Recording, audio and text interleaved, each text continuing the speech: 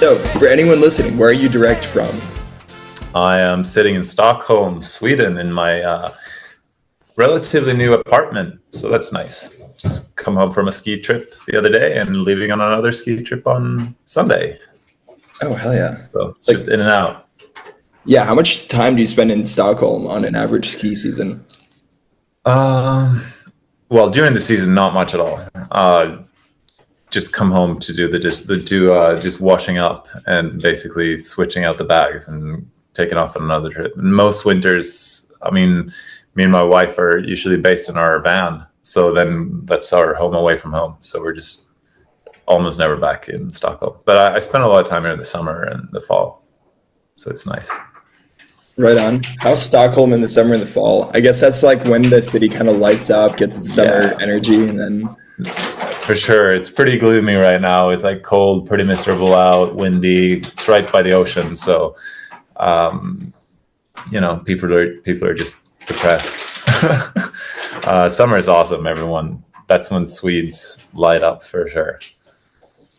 right on. Is there much of like a ski scene in Stockholm? Like, do weekend warrior people kind of live there? Or? Yeah, no, absolutely. I mean, skiing's so big in Sweden. Like almost a lot of people have, I mean, at least know how to ski or spend some time skiing in their youth at least. So there's a lot of ski shops around and people definitely take weekend trips to like nearby hills. We have a couple local like mini hills that are like basically just 80, 70, 75 meters of vertical, but some parks and stuff, like for park skiing it's actually pretty good. I grew up skiing one of the local hills in Stockholm, and you can get so many laps in. There's one jump and two rails. I mean, you're hitting that thing like 60, 70 times in one evening, so it's pretty good. That's sick. Wait, there's evening skiing there too, like night skiing? Yeah, that's what it's all about. It's all like floodlights, right? Right, So because it's so dark in the winter, probably. yeah, yeah. It'll be open during the day, but it's usually like better skiing at night, anyways, with the floodlights. Oh, So that's what I did after school. Like my whole growing up, like I'd go home, finish the homework, and then my mom would just like drive me to the hill, and then I would ski until like 9:30 or whatever when they closed, and home, go to bed, repeat. that's sick. I've often said like the one thing that's very American in skiing is night skiing, but I completely wrote off Scandinavia. It's huge. It's Scandinavia. Like you're not running a good ski hill if you don't have night skiing for sure. Oh, I bet. So wait, what's the shortest drive to skiing then from Stockholm? Well, I mean, we have one hill like in the city almost, so you could take the Really? bus, yeah, local bus or tram. But then like for proper skiing with like a little bit of vert, maybe 2 hours. Okay, so it's like a Yeah. lot of like kind of East Coast style skiing within close Yes. proximity, and Yes. then Yeah. that's sick. I had no idea that was even a thing. Sure is.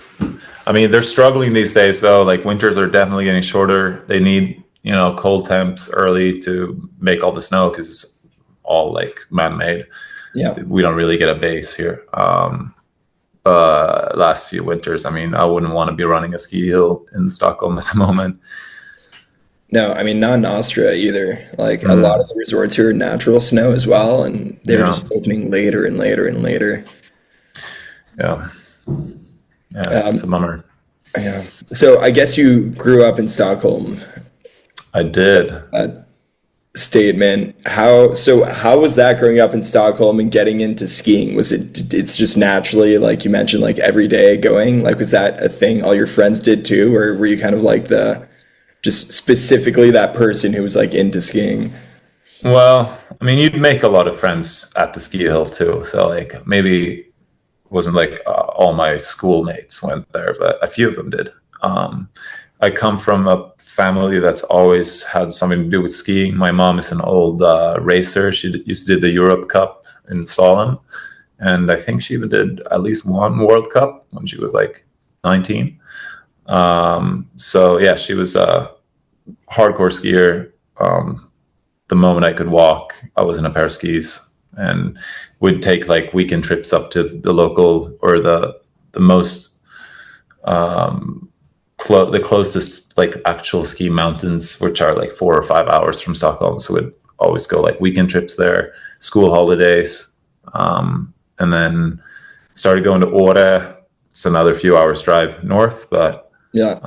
went there a bunch growing up. And then if there was snow in Stockholm, I would ski like either when I was like really little on like the local like bunny hill next to the house or close to the house. And then there are those little ski resorts too, like the ski hills in Stockholm. I'd go there as much as I could, you know.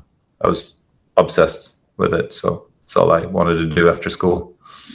Nice. And I guess you have at least one brother who skis too.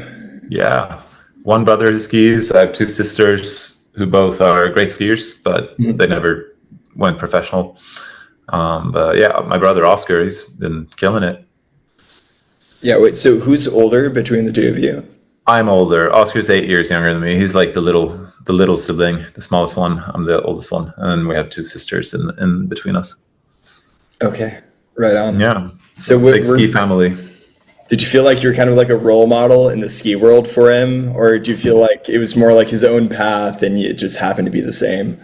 No, well, I mean, it obviously helped that I like kind of made it onto the ski scene pretty early. I was like 15 when I signed my first contract and started traveling for contests, and then he was like 7 or 8, and obviously he was looking up to me and wanted to do the same thing. And he was fearless. Like when he was 7, 8 years old, would build jumps in the backyard. He'd try front flips and back flips and just bounce back from any crash. And yeah, so definitely followed in my tracks. And we were kind of like, our age gap was like just a little too big for us to really travel a lot together. Like when I started kind of transitioning out of freestyle, he was just getting into like the big leagues. So it was kind of like this seamless transition from I was doing the X Games and contests like that my final year, and the year after I was gone, but Oscar came and took my place. So a lot of people were like, it's like I was replaced by like a little mini me or like a clone. Yeah. We looked very alike at the time too. He just a younger version. Yeah, way to keep the family legacy going. Just keep Westerns Exactly. on the lineup. Yeah. Right on. So, dude, frame the free ski world for me when you started skiing and like looking at park. Like, what year are we in? Like, what was the situation with twin tips? Like the comp scene, Right. who was big? Well, I guess for me, it sort of started like growing up when I was like 10, 11.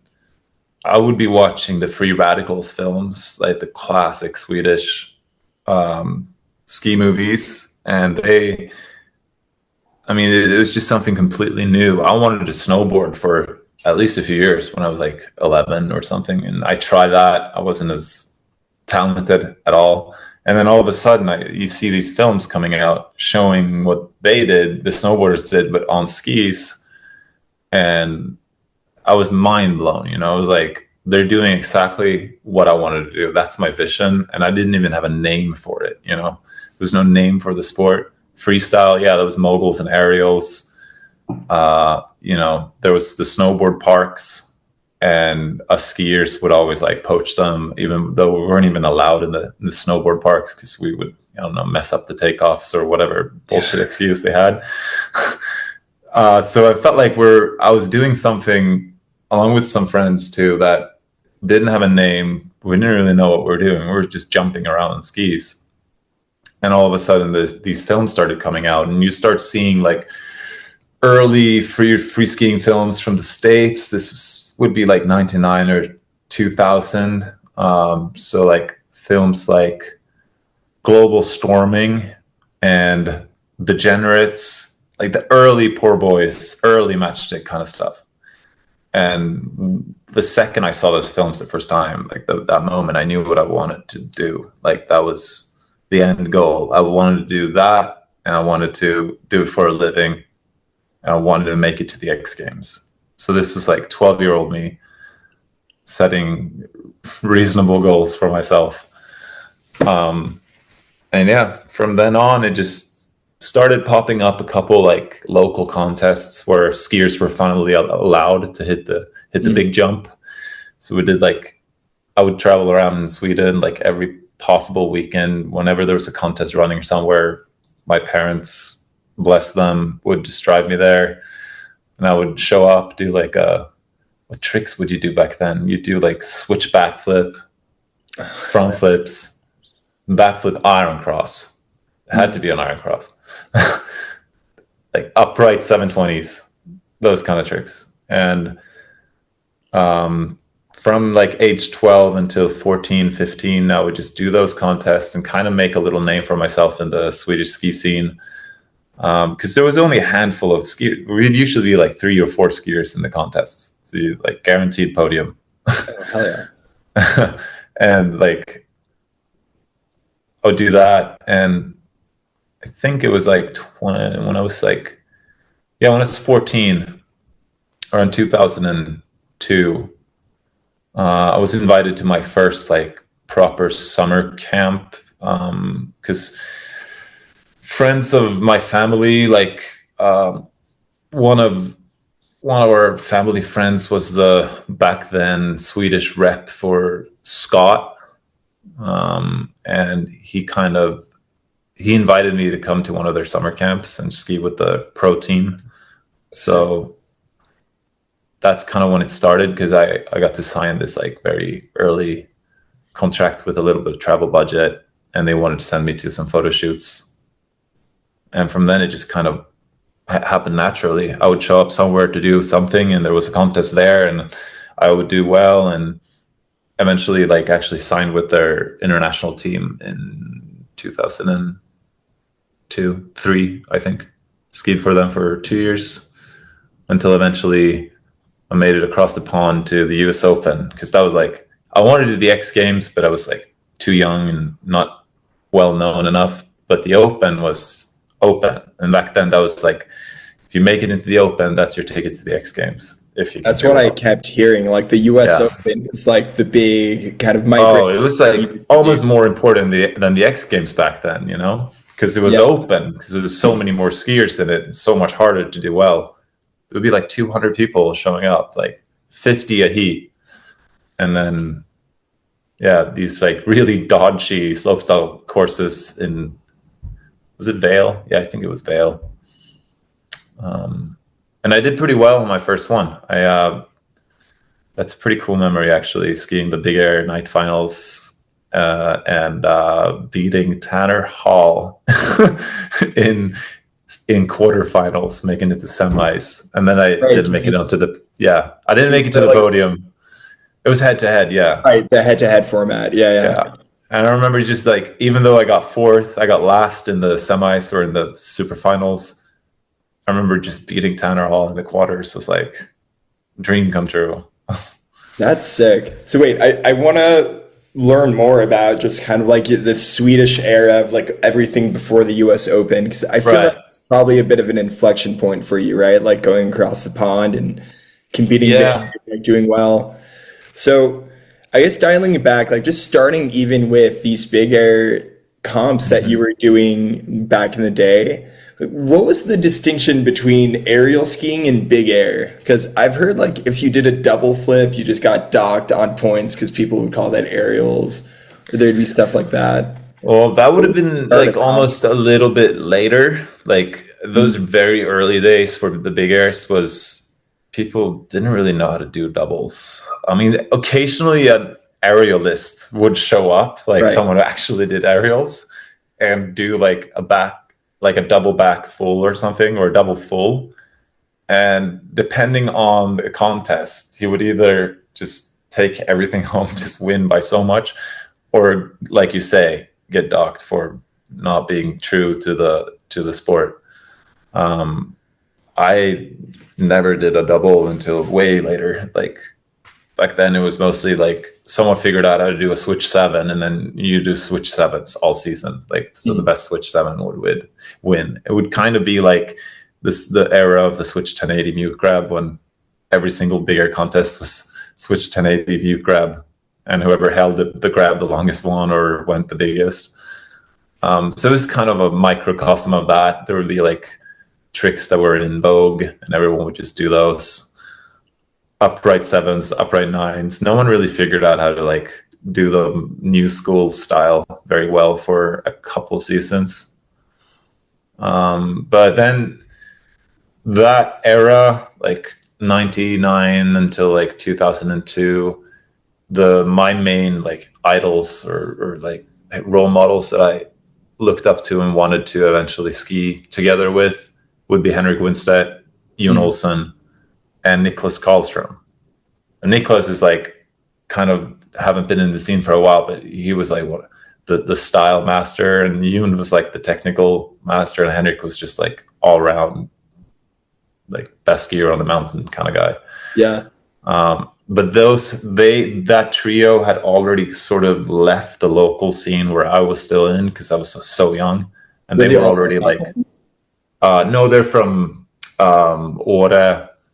Jon's from Mora, which is a small town in the middle of Sweden. Mhm. Henrik's from Åre, and Niklas is from way up north, Kiruna, which Yeah. is close to Riksgränsen. But those three were like traveling together. They were, you know, the coolest people you could ever imagine. Latest, like decked out in the latest Oakley swag, and that's what I wanted to do. And you'd see them occasionally when they were back in Åre, like for the spring skiing there, and you just follow them around the mountain like a little annoying kid. But it wasn't until like the US Open year, like 2005, where I finally got to ski against them in contests.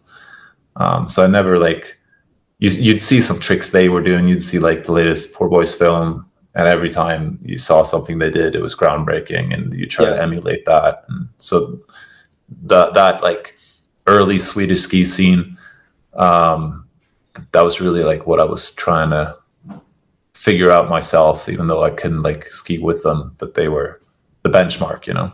Right on. Did you have a crew at that time? Like anyone I would have heard of, or? No, not at that time. Like, not that there weren't really anyone else except those three that just made it, you know? Yeah. And then it was no one you would have heard of. No, I still know a few. I still hear and talk to a few of them like occasionally, and it's kind of funny. Like, so long ago, it's like 25 years ago, right? Right. Are they like, dude, you're still skiing? No way. I think so. Yeah. That's sick. So, big air contest in Sweden, like you start doing well. What does the progression look like from there as an athlete in the early 2000s? Like, how are you approaching sponsors? Like, do you think there's money in it? Plus, I guess you're still a kid, right? Like, you're living at home, I assume in Stockholm, and like schlepping like far north for comps. Like, Yeah. I mean, yeah, kid, 12, 13 years old, still in school, like still trying to even figure out what the hell I'm doing, because all I wanted to do was ski, but you don't like take off and start trying to make it as a pro at that age, at least not back then, because it wasn't a sport. It was like a lifestyle. These people were rock stars and living this unattainable dream. But like you say, the inflection point was the 2005 year when I went to the States for the first time. So it's a funny story. I was in, second year of, basically high school in Sweden, or technically the 11th year of school. And I had another year and a half of that left until I was like actually finished in school. But I went in February to US Open, or January, did the US Open and did well. And that same afternoon, same evening after the big air, I was approached by Chris O'Connell from Armada and Greg Strokes from Oakley. And they both came up to me, this like 15-year-old kid, and he's like, "Hey, you want to sign contracts with us and ski for our international teams?" And I was like, obviously mind blown. What the hell? And they actually offered like a pretty good paycheck for a 15-year-old who lives at home. So I remember calling home to my mom, and I said, I don't think I'm gonna go back to Sweden. I'm gonna stay here. And just told her to like, can you let school know that I'm not coming back. So I did drop out of high school at that very moment Wow. because I just saw this is like my chance, you know, like they were like, well, sign with us, come and film this spring. We have a bunch of trips lined up. And well, you tell that to a 15-year-old who all he wanted to do was ski and didn't really like school much. It's not that I was bad in school. I just didn't see the point because I was like, I wanted to ski. Yeah. So that was when it took off, the progression, because then I was invited to poor boys shoots and private like park shoots for brands, then Armada and Oakley. And then, you know, the jumps would be like bigger than I'd ever seen, more perfectly built than anything I'd skied back home, perfect spring conditions, and all my heroes around me that I could ski with all of a sudden. So then that season, I exploded like trick wise that season. I learned like more tricks than, well, basically like all kinds of rotations that would later on be like the building blocks for the modern tricks that we do. Dude, that's so sick. Like, I think of myself as a 15-year-old. If I had Yeah.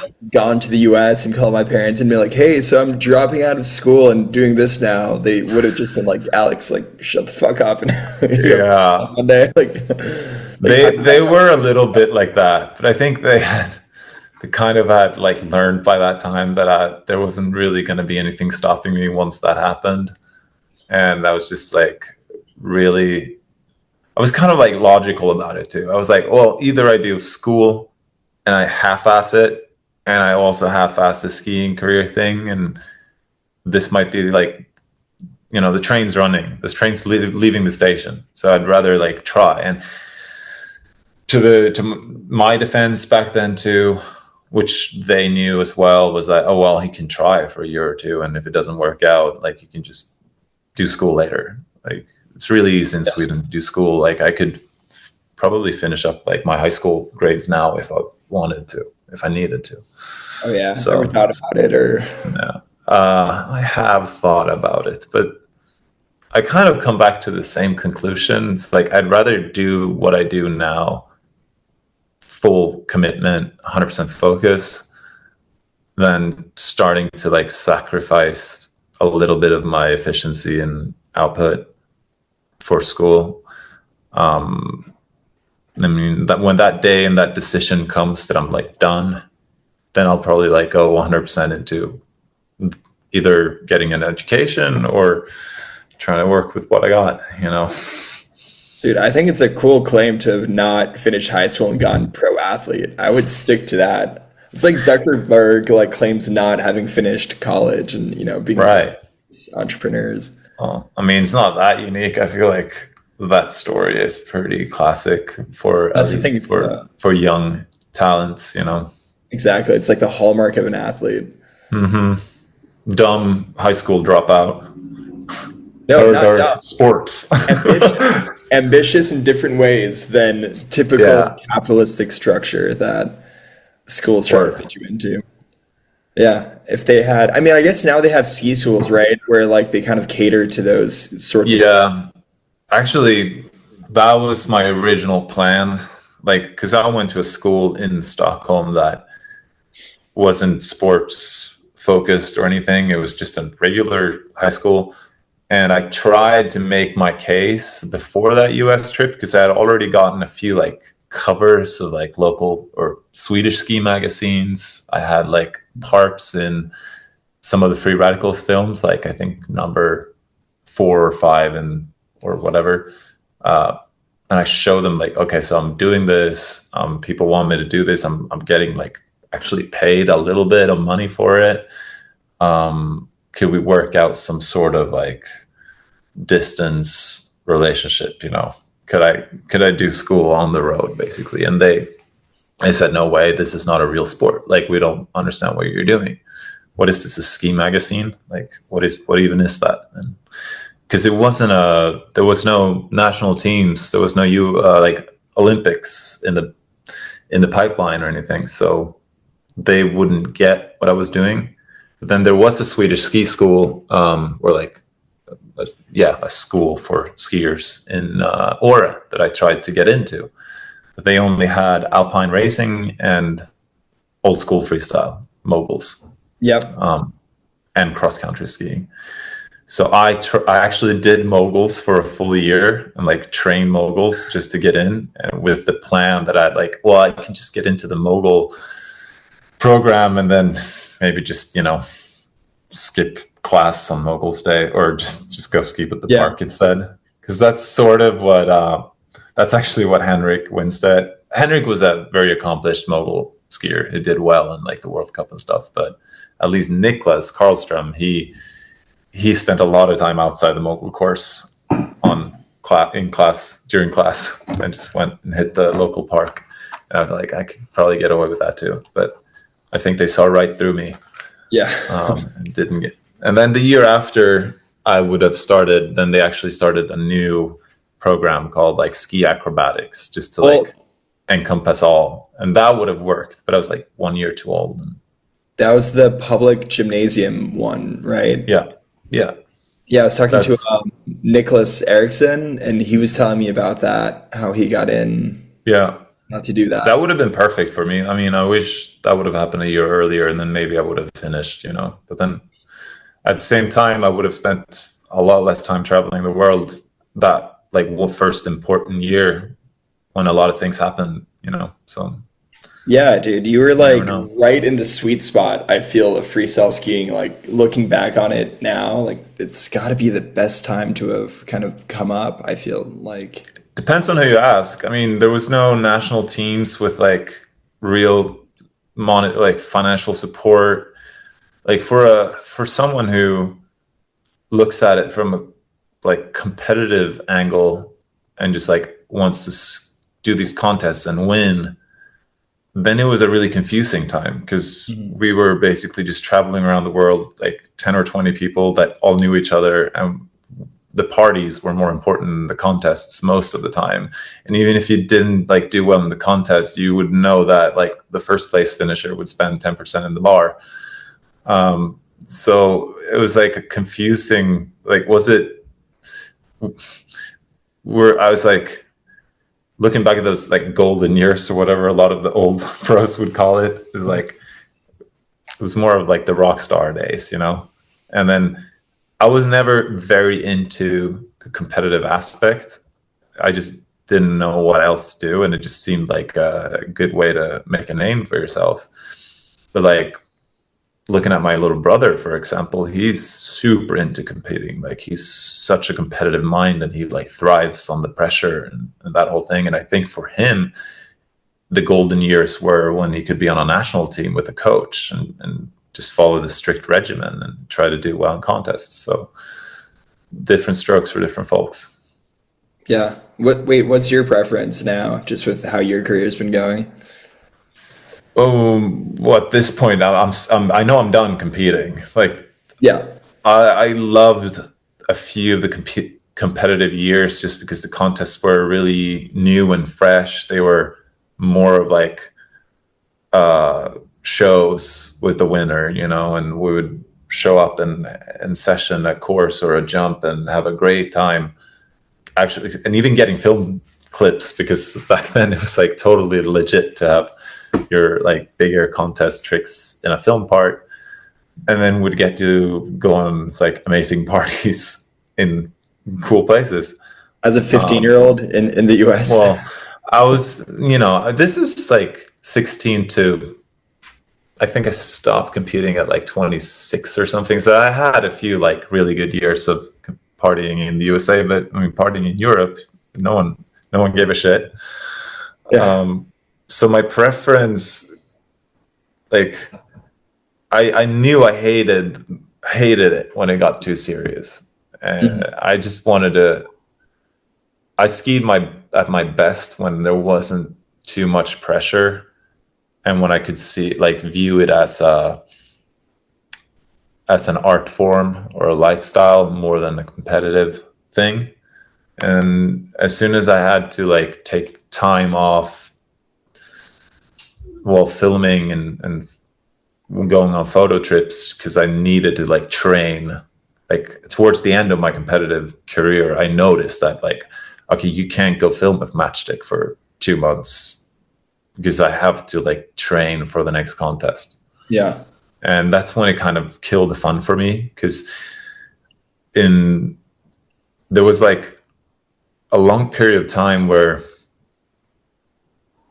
at least from your peers, you wouldn't really be regarded a complete skier unless you could do contests and produce a video part. It was very important to have those two elements. It was like the two elements of free skiing.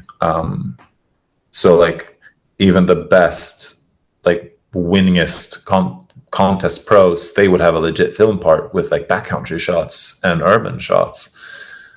And that when that started to become not as big of a deal to only do contests, well, then it would be really hard for someone like me who wanted to do both to keep up. Like a very few people could do that. Like Sammy could do it, Henry could do it, Harlow, TJ, Simon. Maybe there were a few people that really could juggle it all the way to the end, where when they quit, Henrik still, I mean, does it. I don't know how, because then all of a sudden you had these like 16-year-olds behind you that would just spend like 60 hours a week in an icy park training for tricks and only posting on Instagram because they didn't need to go on a film trip. So, which is fine. I mean, it's a natural evolution of a sport where the stakes would be getting higher and more money be involved, and especially with the Olympics. So I get that, you know, we had to start taking ourselves more seriously at one point.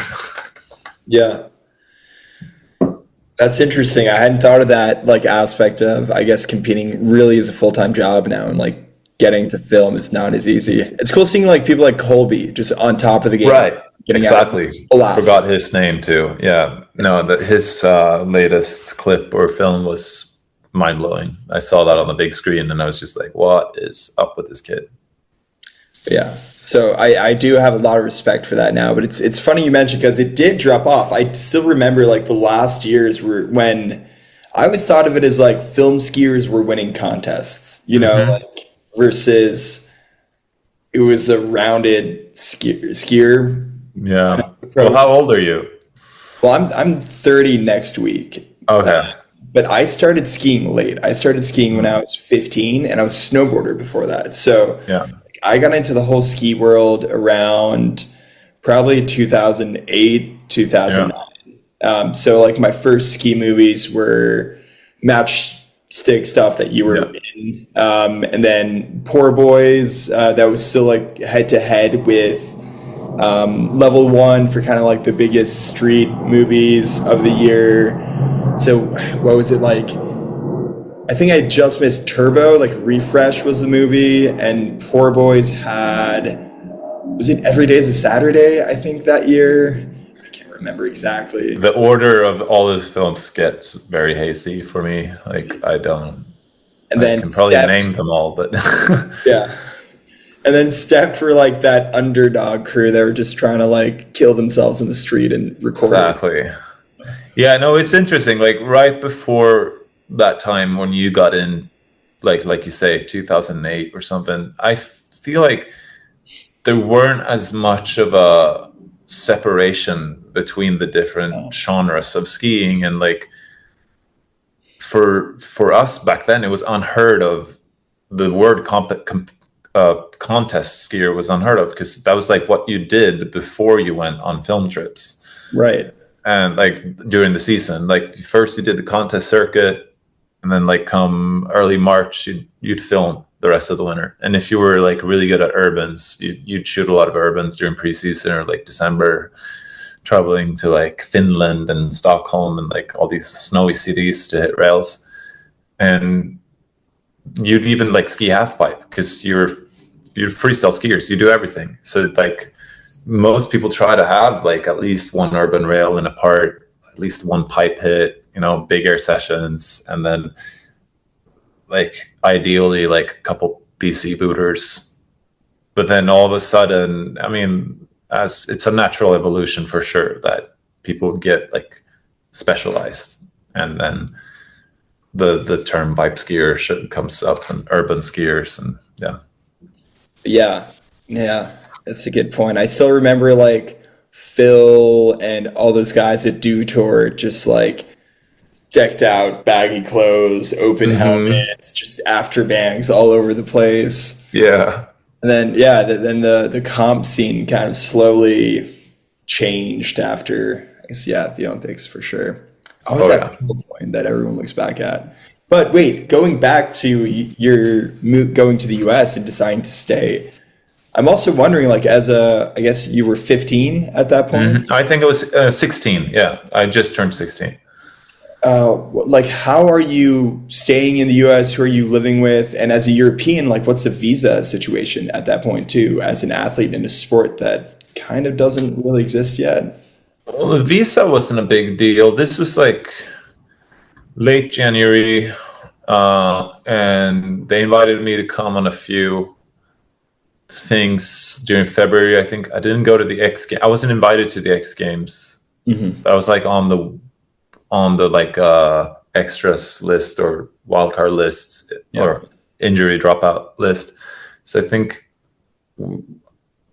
this gets hazy. But I was there. I was around Colorado for a few weeks.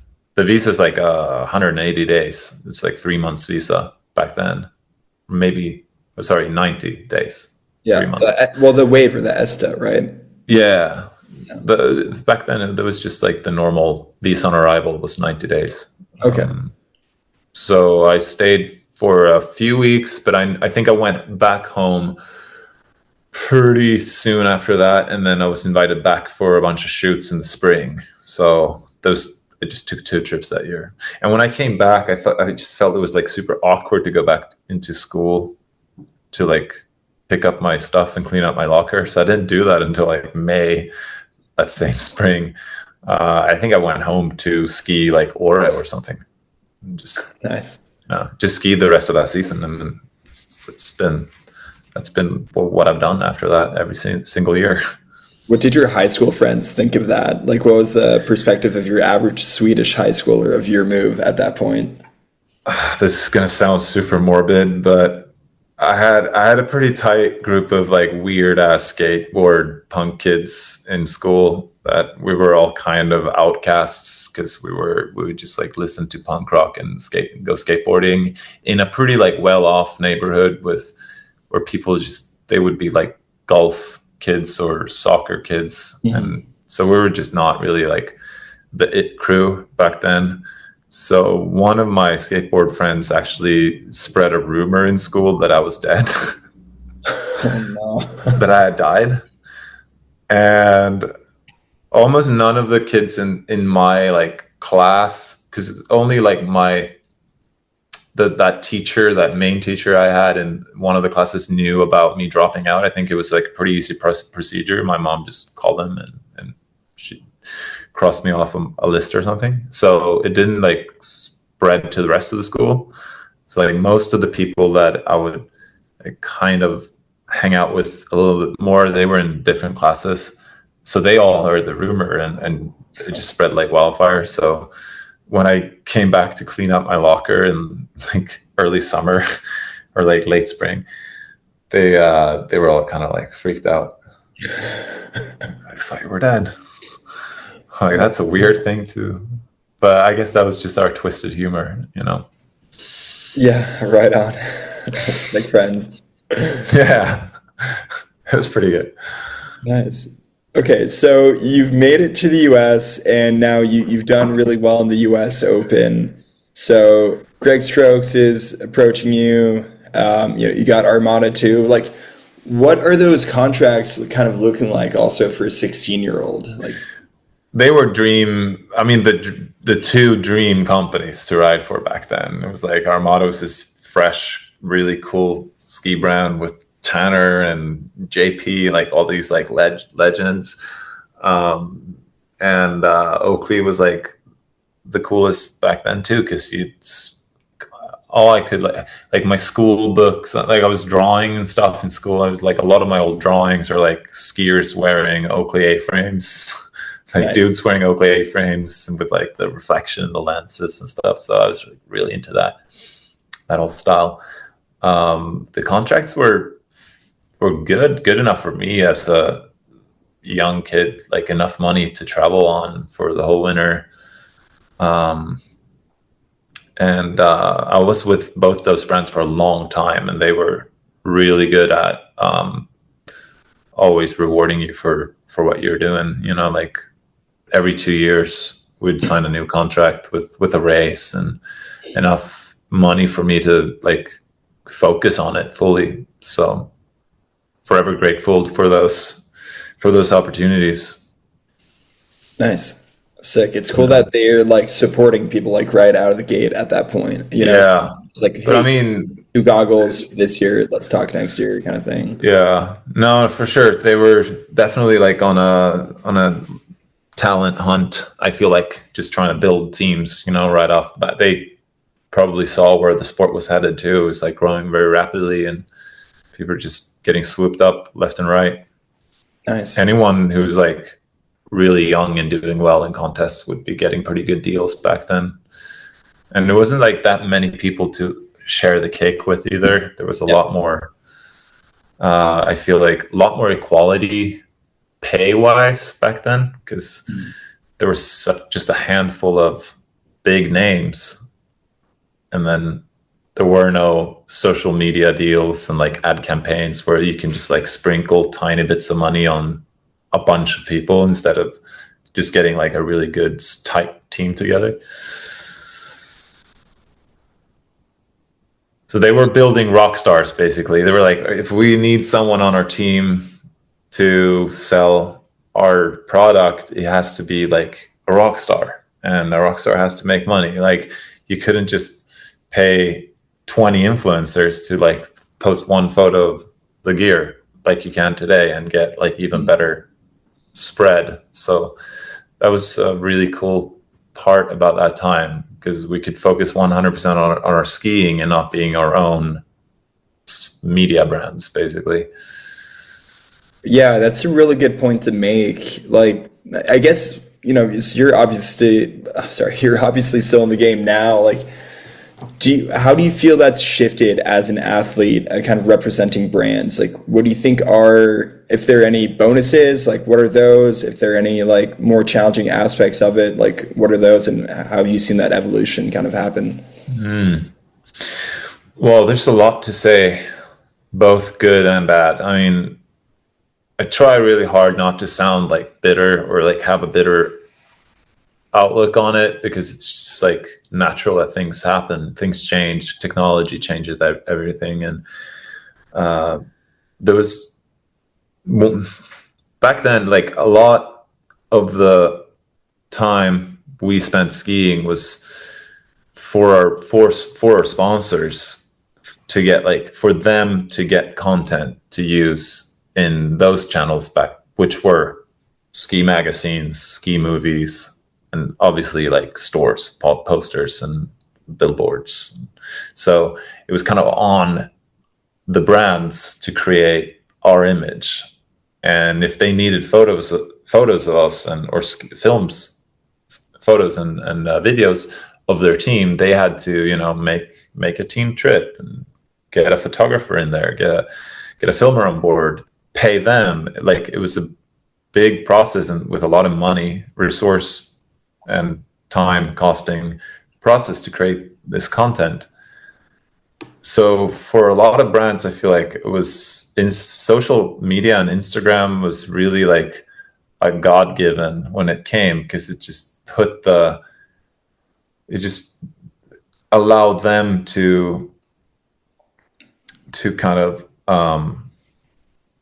just allow them to put it on their team instead to create that content, if you know what I'm saying. Mhm. Like all of a sudden they were like, well, here's your paycheck, we need 20 photos and X amount of video in return.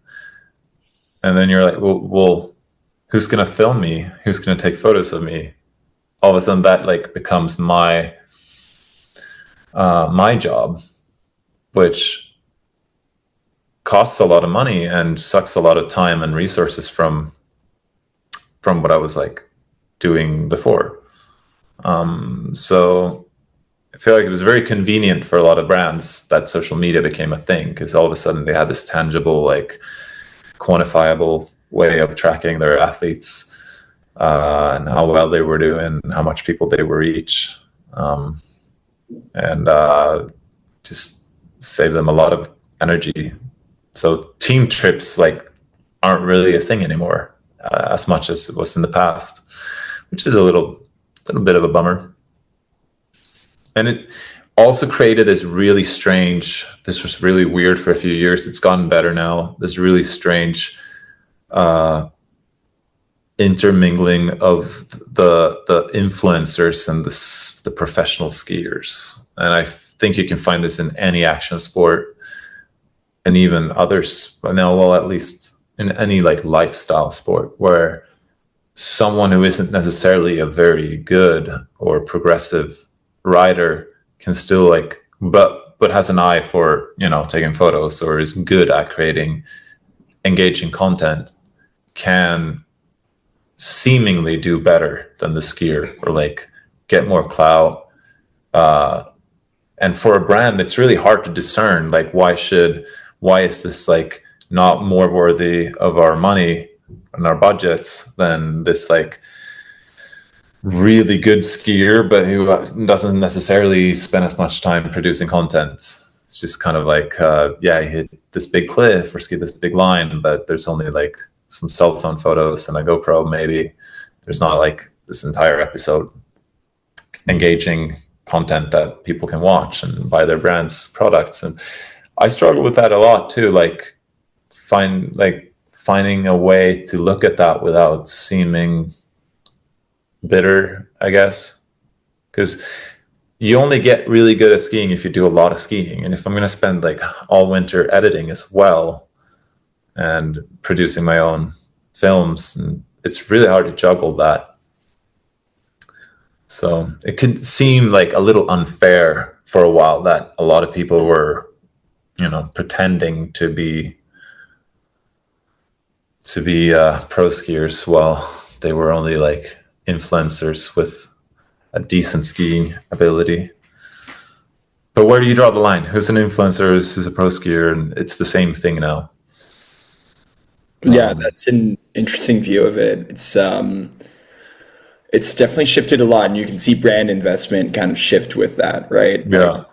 I think even just within park skiing, like so many brands that were in it for so long started divesting, investing more into free ride or like other aspects of the sport, because I think it probably just had more mainstream and commercial appeal, and that's reflected on social media, right? Like most free ride riders or like free ride content pages, they're going to get a lot more attention than let's say like a park skiing page. And I've noticed that shift too of just like money kind of going with reach, right? And that's just how it is. And then reach is generated by people who are selling out to algorithms or people who are just, like you said, like limited in their skills, but like just have a different skill set that happens to align really well with like where trends are at that point in time. Yeah. And they're able to capitalize on it too. And there's space for that now where there probably wasn't back in your day. Yeah. I feel like there's space for both. Like a respectable brand should have, in my opinion, a tight crew of people that were like ambassadors and professional skiers that push the envelope, that are like out there doing groundbreaking tricks or doing trips to like far off places, skiing peaks that no one skied.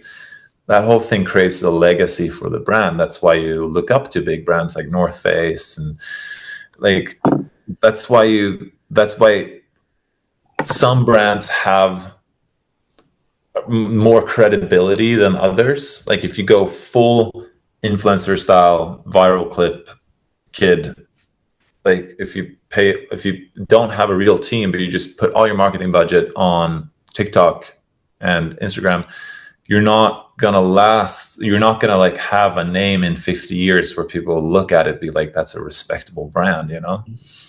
So that's why it's important to have both. I think you should almost view it as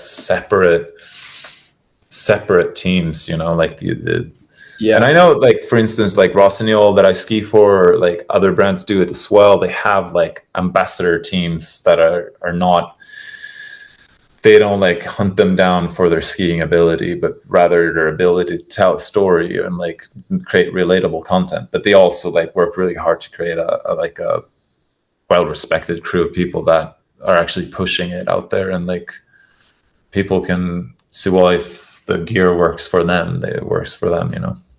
Yeah. Now it's interesting to think about. Like, I always think to myself, who are these people running the marketing teams, and like, have they ever actually tried to buy the skiing equipment that they're marketing? Because as a avid consumer of ski equipment over the past, whatever, 15, 20 years, when I'm seeing, or one of the things that drives me the most to like want to get equipment or gear is I'll see a rider, like let's say a pair of skis, like do a trick on a pair of skis that completely blows my mind. And I'm like, Mm. okay, if whatever, you Olsen, Jacob Wester, whoever can do that on skis that are made in that way, then like Mm. do that kind of like crazy mind bending like trick on it. Like I want those skis because if they can do it on there, that's my seal of approval that like it's Yeah. doable, and therefore like get me on those.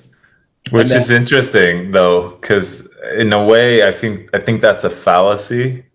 Because for most people, like if I was like shopping for, say, mountaineering equipment, I know my mountaineering skills are like I can get around like a few of the peaks in Chamonix, and like I know my way around like a mountain ridge and how to climb it or whatever. But I'm not gonna climb Mount Everest next year, or like K2.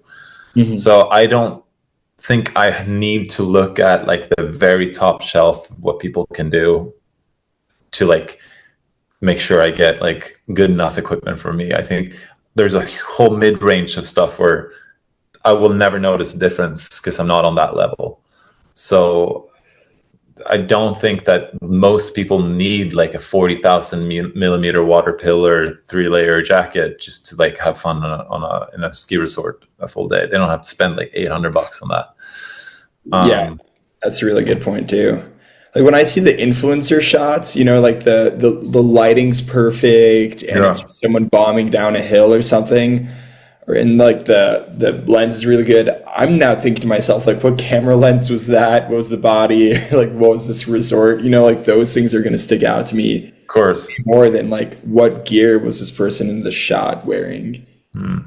But that might be personal. I don't know. I'd love to see research on that and like see if any conversion has come through from kind of marketing products in that way versus investing in athletes. Because I bet if you look at the money nowadays, like probably a lot more is going to all these like influencer campaigns than supporting athletes would be my guess. Whereas I don't think that was the case before.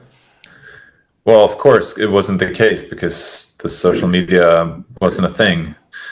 Uh, but definitely, there was definitely a shift over the past like decade where I think you're totally right. I think there was a Swedish sunglass brand that like a person who works there told me like we can spend this and this amount of money on like getting pros on our team, or we can just like pay this one like famous Swedish uh, actress to wear our glasses in one Instagram story and spend the same amount on that, and they'll sell out tomorrow. And Wow. I'm like, yeah, it totally makes sense. Yeah, But then they are not trying to like become a brand with a real legacy in the sport. So that's totally fine if they want to do that. But for brands that we associate with free ride skiing, I think they have to have like a proper team of rock stars or whatever, like this unattainable image of the apex of skiing or snowboarding or surfing for them to like stand the test of time, you know. for sure. No, I agree. That's what stood out the most to me, at least, like kind of having followed everything for like as long as I have. And I guess going back to like the Rockstar team era that you were in too. So now that you signed Armada, you've signed Oakley. I think you mentioned Scott earlier. Like, Yeah, that was before. That was like 2 or 3 years or something when I was like really young, and then I said, "Thank you, Scott, so long." okay, then that's when you moved over to, I guess, Yeah. Well, I mean, I couldn't say no to that deal, right? yeah.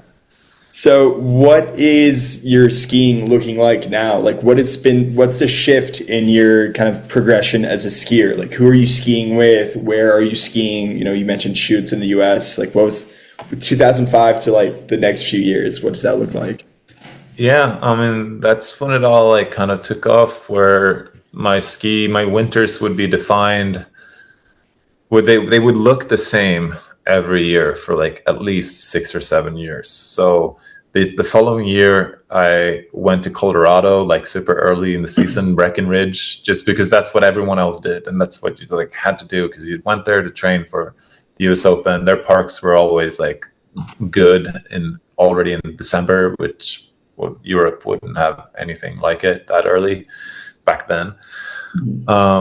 And then you do the US Open, and then you would do the X Games, and then a few years later the Dew Tour came, so you'd have that too. So you'd have like a couple of stops of contests. You'd ski with like I mean the whole crew back then was who were we? We were like Yoon, Henrik, um, Which, Simon Dumont. Sorry. which Henrik, Harlow, Oh, or no, still Winstead. Bill Winstead? Yeah. Yeah, yeah. The old guard, Simon Dumont, TJ Schiller, the Olenics were just coming up. Colby West, who am I forgetting? The Norwegians, Andreas Hotveit were just making it onto the scene. Sammy was still like 14, but he would like slowly start coming up. And yeah, we're just like a really tight knit little family, like 20 people maybe that would just travel around and take turns winning for a few years. And then, competition season's done, filming season starts, and then there would be like these little events kind of wedged in between them. Like JOY, I think the first one was like in 2006 or 7 maybe.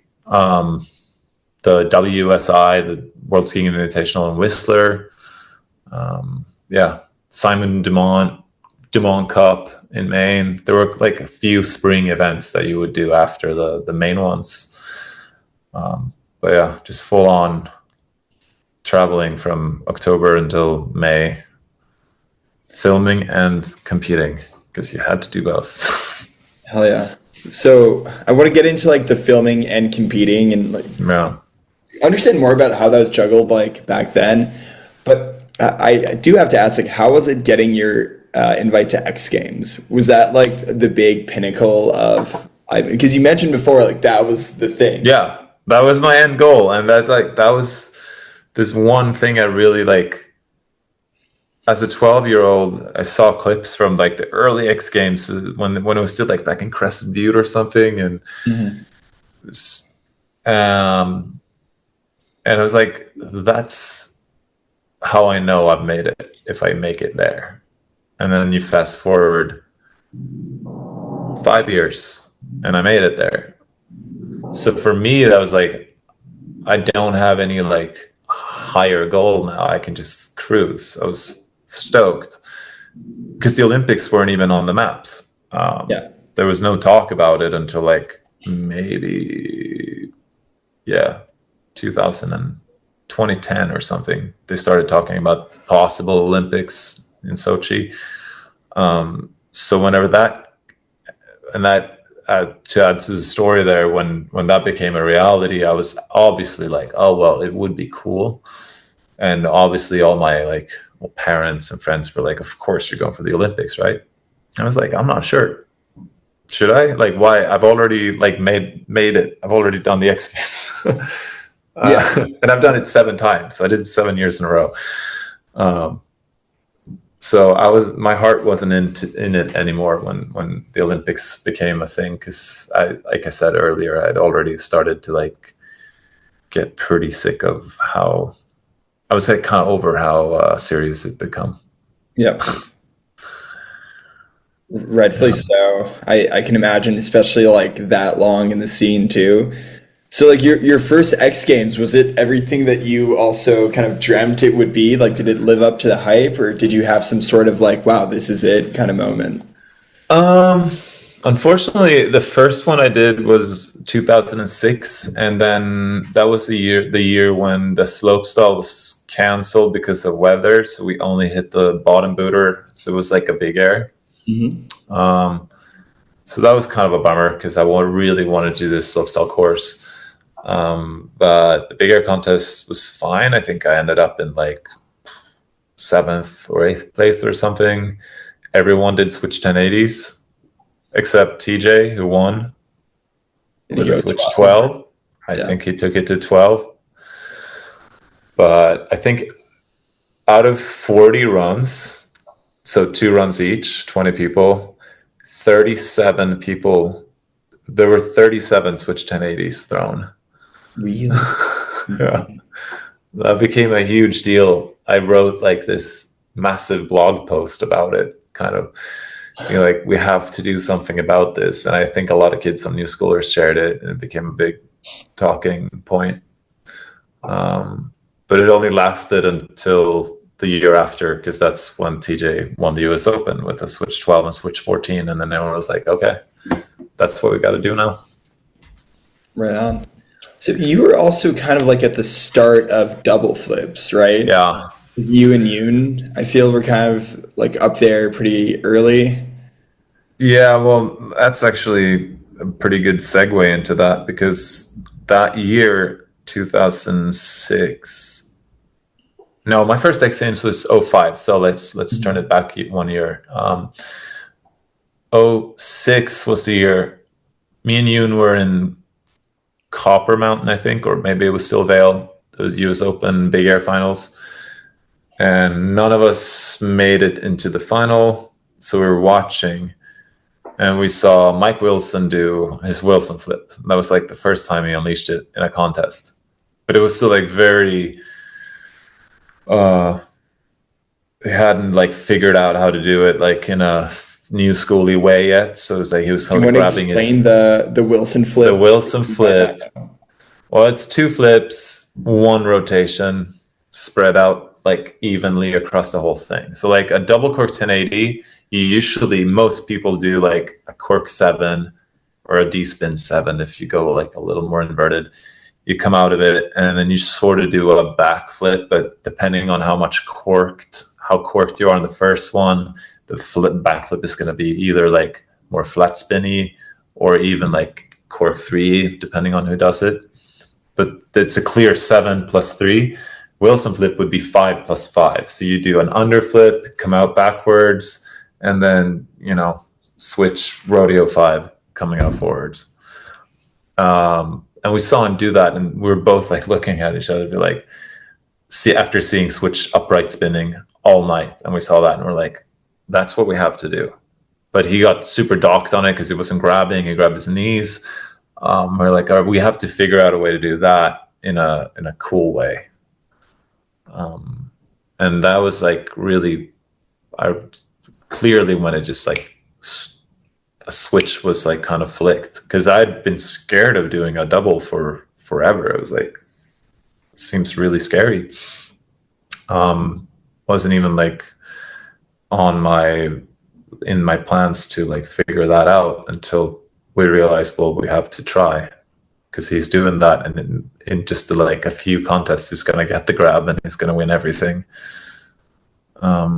So went back home to Aura that spring, built a super poppy jump, got with the help from the local park builder. That was like essentially just a big mound of snow with a really poppy like aerials takeoff, but not a step downy.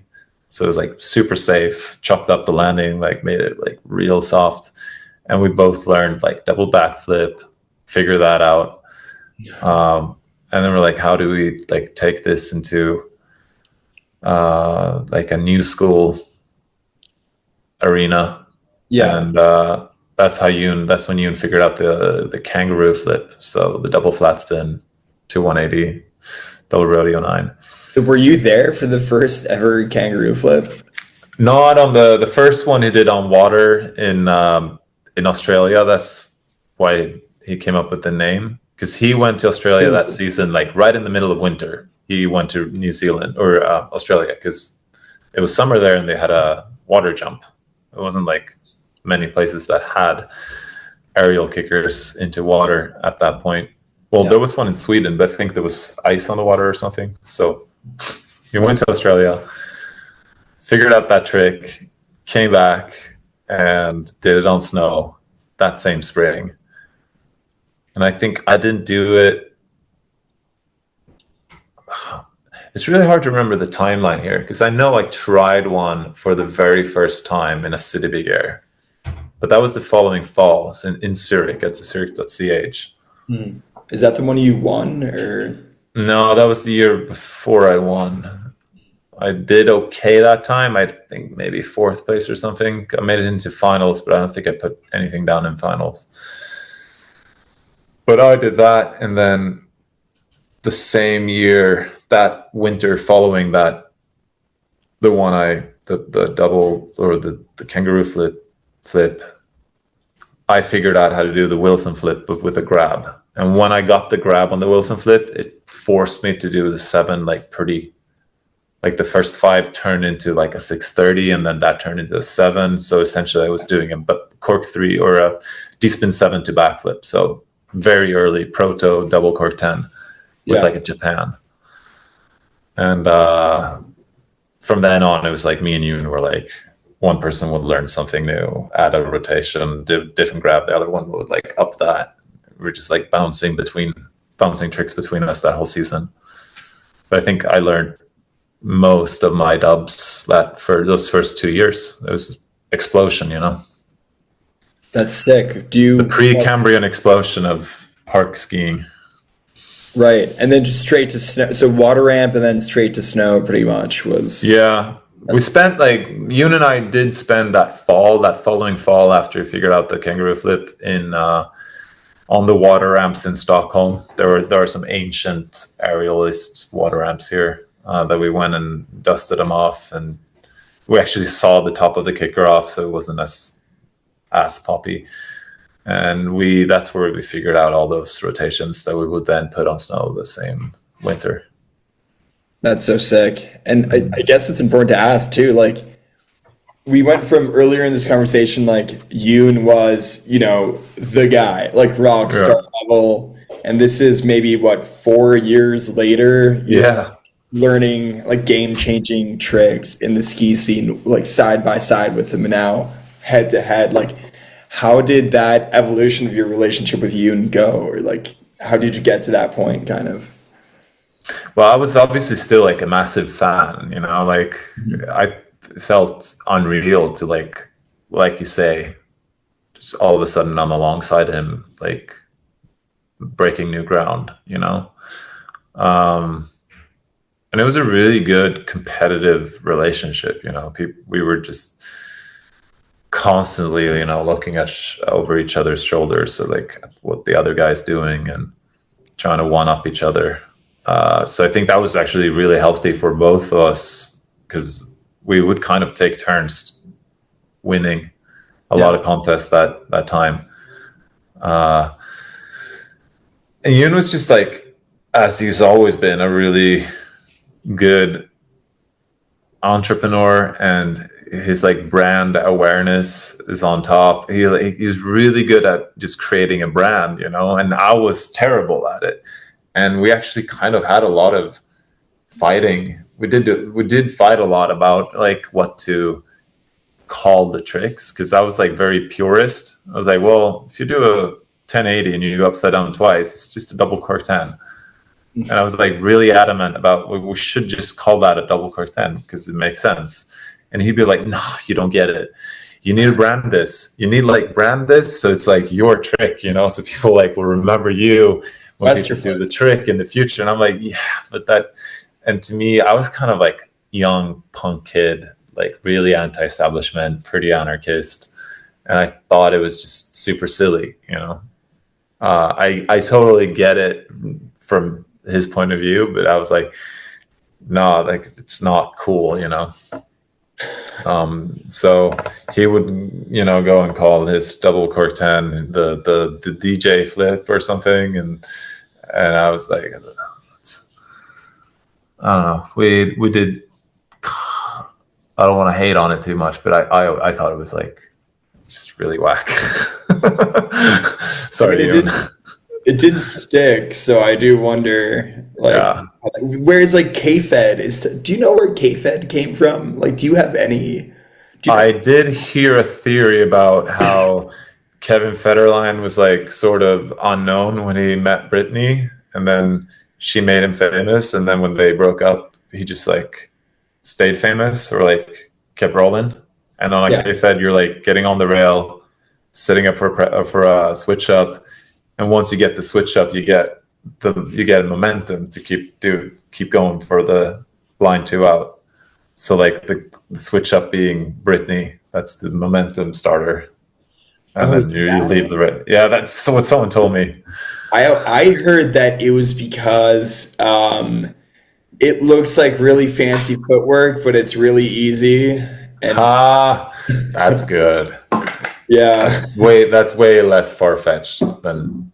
but I was wondering who put a name to it. Like, I should start trying to track that down. It's someone in the US for sure. The names make way more sense for rail tricks, I think, because it's like just quicker and everyone knows what it is. Like, Yeah. but because they haven't really existed before, you know, what would you call it? Like early 450 off? Like, it doesn't make sense. Yeah. The switch up, that's a new word too. Like, I think that was called sex change way back, I actually. remember sex change in France, Yeah. people still call it sex change. Yeah. Because if you fuck up, then you Yeah, exactly. straddled the rail. Yeah. Not very Yeah. inclusive naming though. Yeah, Or exactly. PC. Yeah. Probably not good for 2025. Yeah. Do we still call it the mute grab, or did they change that to like indie or something? Wait, why is it mute grab? Well, I guess the first person who did it, I forget his name. He was deaf. Like he couldn't hear, so I guess he didn't spoke very I much. like how mute. Is that snowboarding or skiing? Because snowboarding has a mute grab too, right? It's Yeah, I think it's snowboarding. And I think there was something about renaming that so not to offend the deaf or mute ski oh, crowd. are Indian mute the same? I don't know enough about snowboarding, admittedly. No, can't I be. think they're different, right? Yeah. We don't have. I'm not gonna. I used to know all these tricks better. Like I used to know the names, but I just don't. What I just about couldn't. blunt or was it toxic back in the day too? Toxic. No, toxic's What always was been lower, right? Like, lower. Yeah, yeah. because you're not supposed to do it. So it's like it was called That's why it's illegal called. too, actually, for a while. If you didn't cross, I think if you didn't do an iron cross with it, if you just like kept your skis parallel and grabbed outside, I think that was an illegal. Oh, I've done a few illegals in my day. Oh man. Oh wait. Is Trick there names, any? funny. Yeah. Do you? This is great. I don't think anyone know. You might just be like, I made a massive list of trick names with like thorough explanations, but this was all in Swedish and it was published on a Swedish website called Freeride. Um, this was like when I was probably 14 or something. I had a trick tips series on there, and I just figured I'd like expand it with a lexicon. Just made like the entire the glossary of park skiing. dude, can you explain Japan? Is it because it's kind of Japan shaped? If you get it like that, That's a good theory. I have no idea safety makes sense, right? And because then it's just safe. Yeah, uh, I don't know. What are critical. Where yeah? did that What was come that from? about? Do people still? I haven't seen a critical grab in years, too.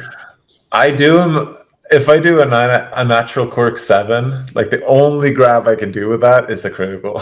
You go critical on a Corey 7? I don't think. Yeah, I can Yes, find you a yes. clip later. It's funny. Like I always try to. Cross Well, mute. I've done them with mute now, like kind of like Sammy-ish poke and mute grab.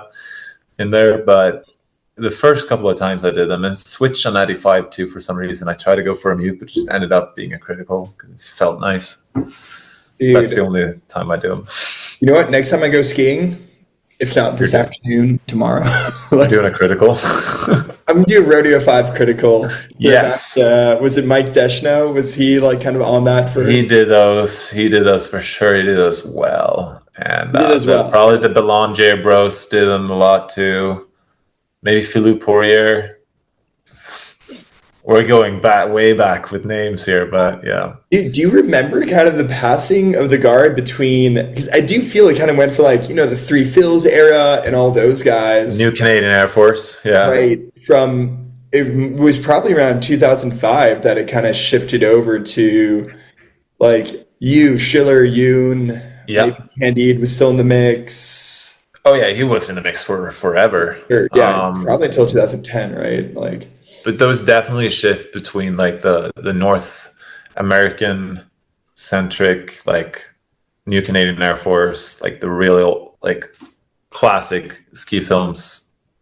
We're talking like Degenerates era, like 1999. And then, like you say, there was a clear like second generation, which I feel like I belong to, even though I was like almost second, like 2.5, because yeah, the second generation of pro skiers would be Yoon, Dumont. But then there was like I feel like I was in this like second generation that just came after, which kind of exploded. Then there was a lot of new names at the same time, sort of. But the family grew from like 4 to 20 to 35, and then that those then we sticked around for a while. I mean, you had a didn't good really. run, sure. Yeah, there was like a good solid 8 years of the same crew, and there were like a couple newcomers, but they were just like these weird kids, and we were all like the party crew. Yeah, I don't know. that's fun. Hilarious. The world was so small back then. Dude, it kind of still is now, honestly. Maybe it's just living in Innsbruck, but like Yeah, everyone's here at some point. yeah. Okay, so what was your favorite comp back in the day? Having done X Games, Dew Tour, JOI, WSI, probably It's Orage. gotta be. It's gotta be the Rush Masters. Actually, I'm glad you said that because that was epic. But that didn't count as a comp. Come on, that was just a drunken spring festival that with some skiing involved.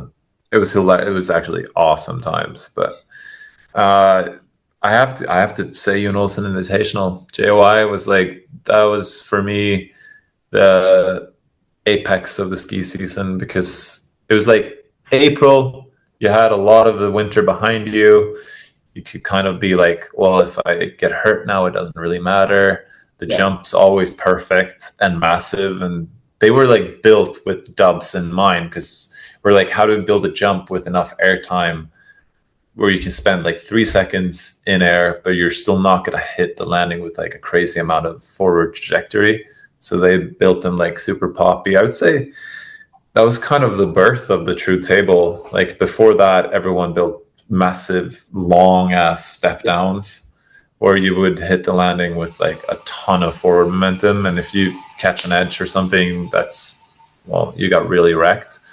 And I remember you being like really serious about building jumps that sent you high, but then when you like crashed, you would just kind of fall out of the sky and like land slowly, like even if you hit the knuckle on them, it wasn't very bad. yeah, So just for how good the jumps were, everyone was always like looking forward to that contest because they knew the jump was going to be so good and we're going to learn a bunch of new tricks during practice. Also, it was a full week, but only one night of contest under the lights. So yeah. we would just go and like session this jump for 3 or 4 days in perfect spring snow with the crowd and music.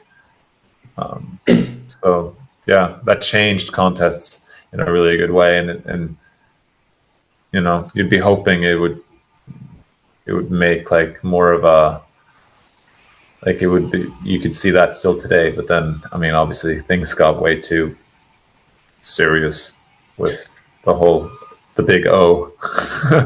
Yeah. But for a while there, that was the best time of the year for sure. It was like and it was my home turf, or it was like a lot, or it feels a lot like my home. And you just come home and see your friends and meet girls. Yeah.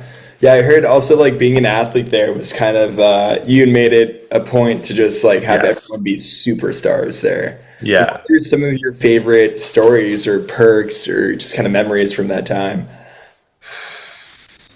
I don't think I can say many of them here. Omit names or tell me, we'll bleep them out. Oh, but it just they were fun to be there for, but I mean they're not good stories. Like, yeah, someone flipped over a laptop, or someone flipped over a table full of laptops, so they all broke, and with all the people's footage on them because he was drunk. And someone would like there was a crew that were collecting panties, yeah, like throughout the week, and hang them on this chandelier in their apartment. Stuff like that, just silly, dumb, sexist stuff that no one needs to really remember. Um, yeah, but they had the rock party. It was one night that was like rock and roll theme, and everyone would just go and like buy skinny jeans and wigs and just dress up like Motley Crue. And whenever you put those people there in those outfits and play rock music, and there's a free bar, you do the math. Yeah. We look like the Motley Crue. We got to act like the Motley Crue.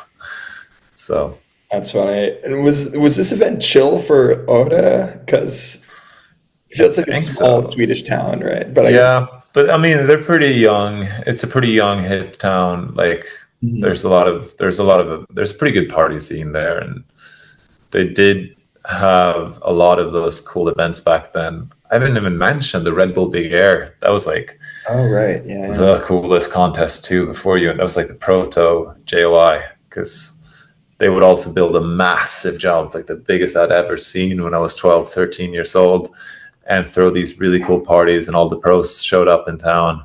That was my first like contact with like Candide and JF Cousin. Yeah. These other like childhood heroes.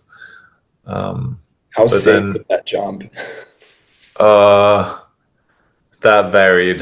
There were a few years it was very unsafe, and they always built a massive hip at the end of the line that one side would be slushy, one side would be super firm, because that's how hips work.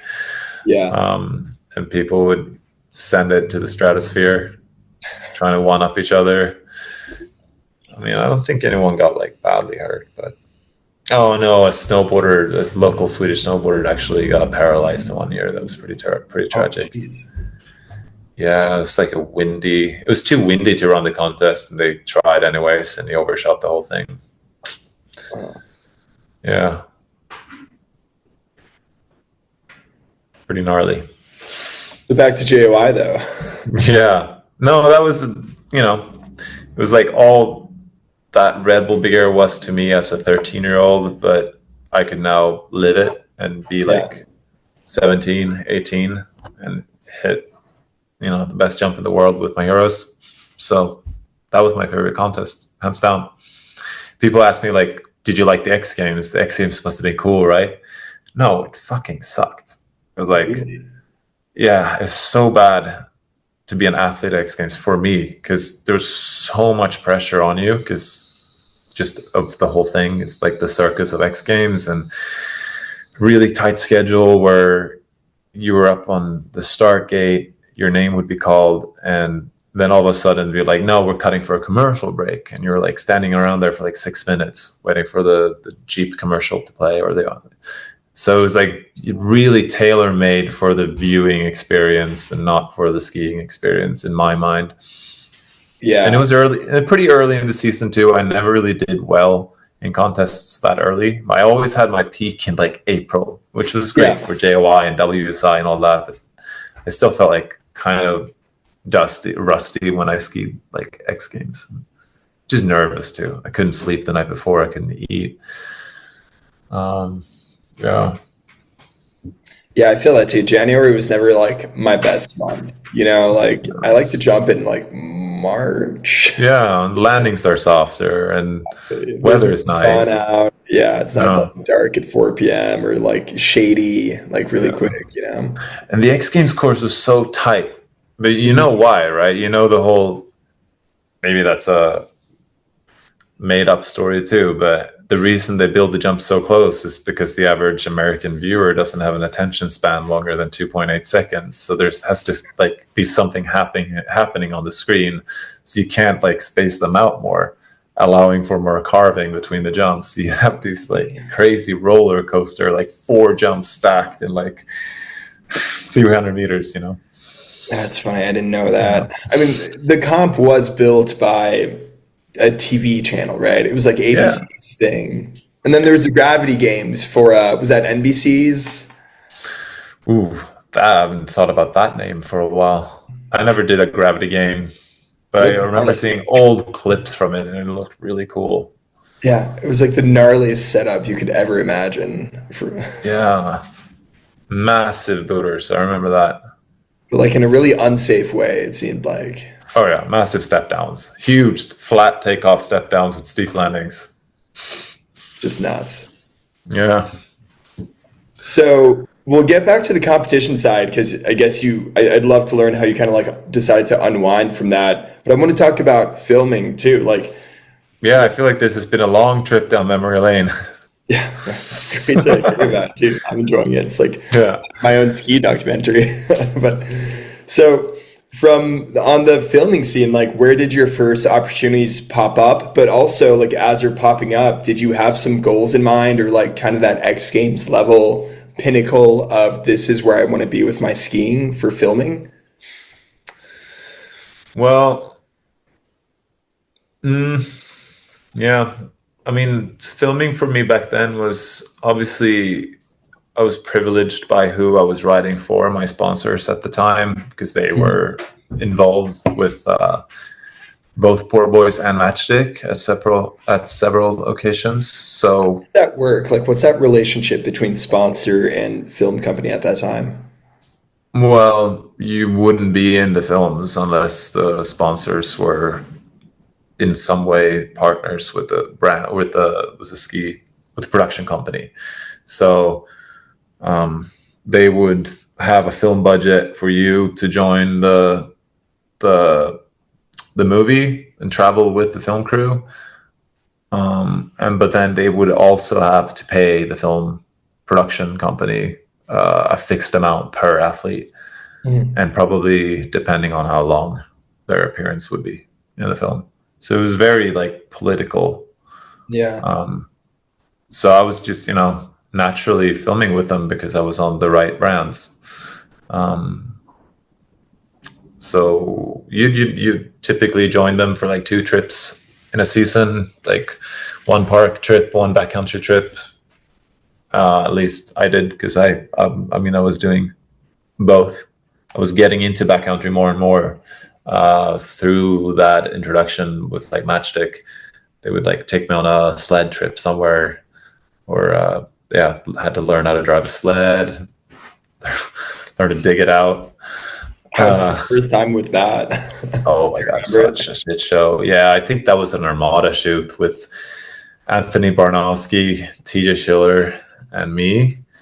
And neither me or TJ knew how to drive a sled at all. And Tony was like obviously pretty good at it. Obviously, like he had probably done it for years before we showed up. And he was so over it. He was like yelling at us, just like so done with these mofos, because we would take turns just digging our sleds very deep into creeks and or burying them left and right.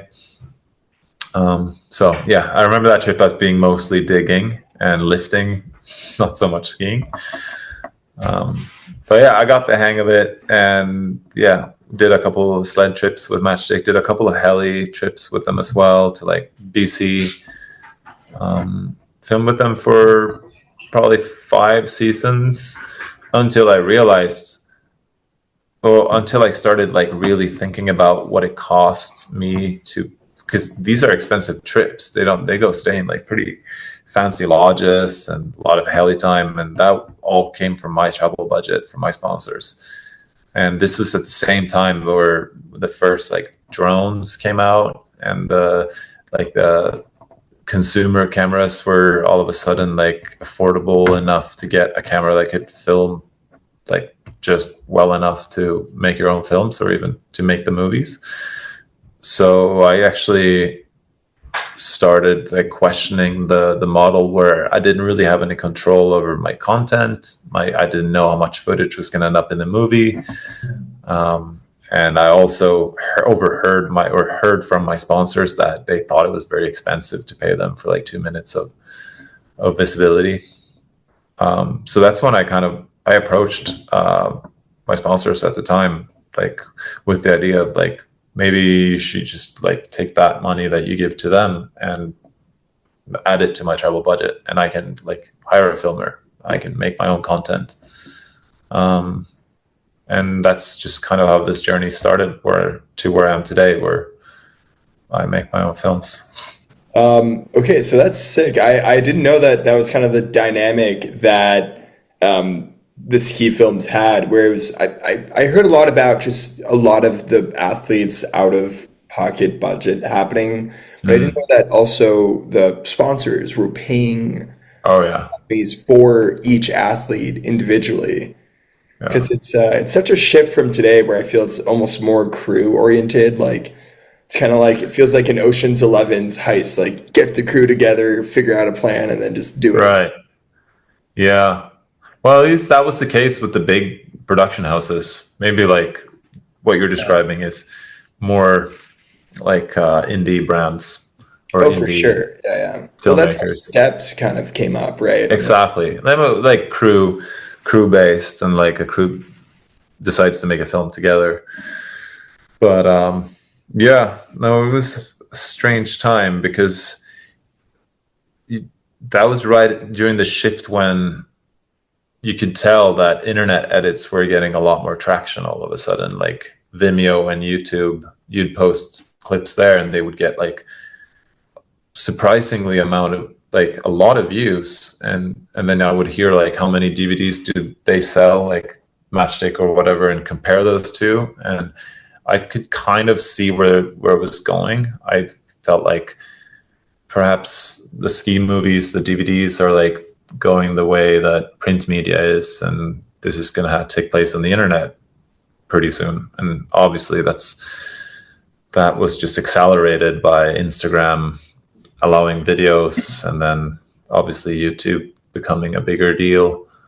So which is cool because it gives you a lot of freedom, and it democratizes the whole process in a way where any crew can pitch together enough like decent budget and buy like okay cameras and then go film and post their stuff online, and they get like some videos get more views than however many the big production houses get. So it just it was, I think it was, that was really good for the ski movie industry in a way to like become more diversified and not have only like a few films. The only bummer though is that with those films was that people would just like go offline for so long and you didn't know what they were doing, and then you get to see it all like released in the yeah, fall. And I kind now, of yeah, I kind of liked it more before, to be honest, yeah, because like September felt like Christmas to me. yeah, It's like all the movies were gonna drop. Like I would watch the trailers over and over and over again. Any soundtrack used in those movies was on like repeat for the rest of the season for me. Um, same. Obviously, watched the parts over and over again. Like whatever outerwear was in there, like I was like, that's the shit I need now. Like it just all felt like bigger than life, kind of. Mm-hmm. And I also knew that they had like red cameras in helicopters to get these shots, right? So I felt like I was like, wow, like this is this is as good as it gets as far as I know, right? Like, Yeah. um, So I do miss that era of just having like the tours and the greater than life, and then, like all these different aspects of what made those kind of movies so big. And funny enough, the unobtainableness of them, Yeah. like especially you grew up in Europe too. I guess you weren't buying these movies on DVD, but maybe you had this like earlier, but it was really No, I were. There were a few like places in Sweden that would get them physically, like physical stores. Like really. the local ski store where I always like mounted my skis and like stuff, they would have them. Some skate shops would get like snowboard films and the occasional ski movie. So I think I went and bought them in Yeah. stores. Yeah. Yeah, Switzerland, you couldn't do that. You have to ship it from the US, and then there's one in two chance your thing would never make it because it gets stuck in customs for like Yeah. whatever stupid reason. Or Yeah. outerwear, same. Like you order it from the US, it would cost you more in taxes than Oh, from. for sure. Yeah, no, I did order like some of the merch, like the poor boys hoodies and stuff, and they were either lost in the mail or super expensive turning out. Yeah. I remember buying gibberish stuff, and come out. I would like want one for like Christmas, and the hoodie would cost like whatever $70, but you ended up paying 200 with like shipping and taxes. Oh, damn. Yeah, Yeah. that's just how it was. Yeah, US kids don't realize they had it like, or still do kind of have it good, like being there. Well, the cultural center of the world. Yeah. So what's your favorite shoot that you've been on? Like, do you have one that really sticks out from that era of like before you started make your own movies where you were working with other people? Or even better, do you Well, have a shit show story as well of like, mm, not that many shit show stories about shoots, actually. No, I've luckily enough, had a pretty good success rate on our trips with Matchstick and Poor Voice. But like, I don't know. I can't even remember which film it is. Do you know which film it is that I do? Like a dub flat spin on a wind loop no, in the backcountry, like orange Oakley outerwear. I can't remember. is it Maybe like a the tackle and double easy hours. hit? Like there Yeah, was like the two the hits? cliff into it. Yeah, and then Right. One of the whichever two. film that is, that was probably the sickest day of ski filming or filming I've ever done because we were really far out in the Pemberton backcountry with the helicopter, and we were running out of fuel. Or like, well, they knew we just had enough to fly back home. So like the heli pilot telling me and Sean Pettit, who was like with me, that oh, you only have one more hit on this because we have to taxi all the way back home, and we already tried like 3 or 4 hits on that same thing, and none of us would land anything. Like Sean was trying like Misty Sevens and Cork Threes and just ate shit. I think he got a little hurt, so he sat out the last couple of hits, and I was like on this mission to land that double flat spin, and it took me 4 tries. And after the third attempt, the heli pilot said that, and I was like, "Fuck, this is it. I have to get it now." It was like really one of those 8 Mile Eminem moments. Yeah. Mom spaghetti. It's like at the top, and I kept like taking them to my feet, but I either overrotate a tiny bit and my skis would catch like air or I would fall over. It was like so hard to like put it down because it was like spring snow too, like pretty punchy. Yeah. And then just that feeling of having to get that one trick, otherwise like the day would have been kind of wasted because we had like flying around and we did a lot of flying around looking for stuff and got a couple minor clips, but that was like it. And then I landed it, and like obviously that moment of getting the shot was like best feeling ever. Taxied back home to Pamby, got in the car, drove, and did the WSI Big Air Finals the same night. Oh, really? Yeah, I actually skipped practice because there was like a sunset shoot. We were like out there until like 6 or something. I showed up did like one practice jump, and then ended up in third, I think. So, How were the legs after that? Oh man, heli skiing. There's no. Your legs are fine. That's true. What was your? You remember your first heli skiing experience? Did someone just drop you off at the top of the mountain and was like, "Here's your line, enjoy"? Yeah, I think it was in Italy with Mhm. Matchstick for what was that film? You see, I don't remember the films, but Claim, greatest Clay, ski. yeah. Yeah, and I don't think the shot made in the movie. It was kind of a weird face, bunch of just a shadowy north face with not that many features. Mhm. But um, yeah, I remember it being very strange, like just going from zero to hero, like going to 0 to 100 in like that quick. Yeah. It messes with your mind a lot. Getting dropped off at the top of a mountain, and then you're supposed to ski that at the top of your at the limit of your skills. It's like really messing with your head. For me, it was always really hard to gauge how big a cliff would be. My first ski heli trips were with these like gnarly pros like Hoji and James Heim, and I would just like point at a line and be like, "I'd like to hit that cliff. I think if that's cool." And they're like just looking at each other like, you know, giving each other the elbow, and just like, "Look at this guy." Like, sure, you go hit that. And it turns out it's like 4 times as big as I thought. Eat shit, because Oh, it's so hard to properly like from a moving heli where the terrain is really big. It turns out what you're really looking for are these like tiny rocks that you can hit, and those are probably like big cliffs. hmm. Um, so definitely learned that the hard way. Got more humble, and yeah, Yeah, I guess because you kind of that's get. why I like ski touring so much. Like that's why I like climbing mountains myself because I can spend the time taking it in and assessing. Like, okay, so that's realistic. That's not, the snow's good. Okay, the snow's better than I thought, and maybe that the non-realistic cliff is decent. Like I can hit that, and you'd spend like hours of approaching something, climbing it, so you have more time of processing it and mind skiing it kind of before you drop in. So in a way, I feel like even though your legs are more tired at the top, you have you're much better prepared to handle that line than you are getting dropped off like from a heli, fresh out of the brekkie buffet at the lodge. Oh, I can't imagine. Yeah, you Yeah, probably get ambushed by like so many factors that are just yeah, impossible to predict. yeah, absolutely. Um, but both ways for skiing are nice. I mean, I wouldn't.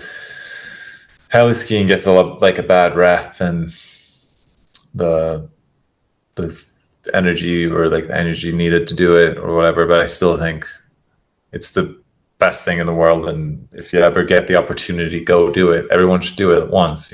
But it also the satisfaction and the fulfillment I get from spending a whole day on the mountain with my 2 feet and climbing stuff and then skiing it or like visualizing it and then skiing it.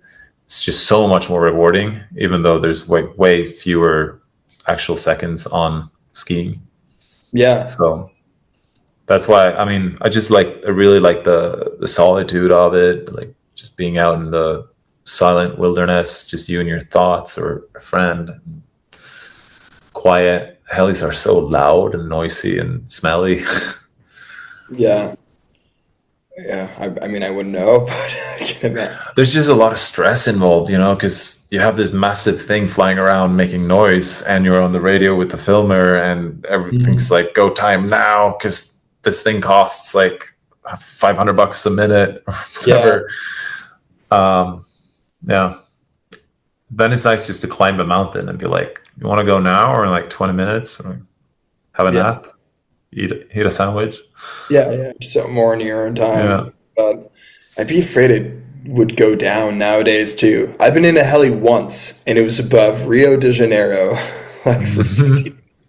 It's the only time I've been in one, but like the whole time was like, oh, if Kobe Bryant can go down, like, can I? Fuck. I was.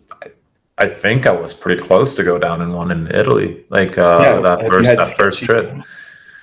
Well, that first trip with Matchstick in Italy, we got in the heli. It was like everything felt super loose. It was kind of a windy day. It was really sunny. This massive south-facing bowl above us with like which was basically just a huge toilet bowl with a terrain trap at the bottom. The heli op was like dropping off tourists, like tourist groups with guides all day, and we saw them skiing everywhere, like releasing little slabs, and Oh, it's kind of a shit show. And then I remember getting in the heli, and they flew really close to a ridge to get one of those shots of like flying over a ridge, and there was some weird wind that kind of like lowered the heli with just by like a few feet, but it was so close to clipping the rock with the rotor. And Steve Winter was in the heli with Matchstick Steve Winter, and he's already had a heli crash once where he injured his leg really bad. And he said that we were so close right there. I'm pretty sure it was Steve, or it could have been one of the other filmers that told me that about the Steve Winter story, and then said like we were very close to clipping it. that's So nuts. Yeah. yeah, I mean, they are dangerous flying machines. They're not like airplanes. They go down all the time. Yeah, they really do. It's Yeah. kinda nuts. Well, wait, one last thing also, I guess just about free riding in general. Like, do you have a favorite spot? Is it Italy, Canada, US? Uh, for ski touring, for like for what I do mostly, which is climbing mountains and skiing them, or just free riding anything like lift based or Both. I Yeah. mean, I spend 99% of my seasons these days just ski touring and ski mountaineering. And so for me, it would be Lingen Alps in northern Norway. Oh, It is unreal. It's just this peninsula straight out in the North Atlantic above the Arctic Circle. Get these massive spring days where the sun rises at 2 in the morning and sets at 11:30 at night. sick. You just and it looks like Alaska. It looks like this perfect mountain range with really steep concave mountains with very like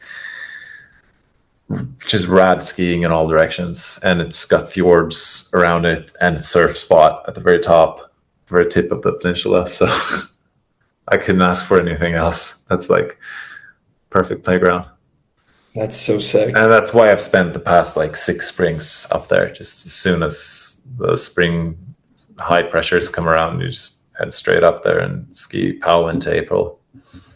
Nice. Hmm.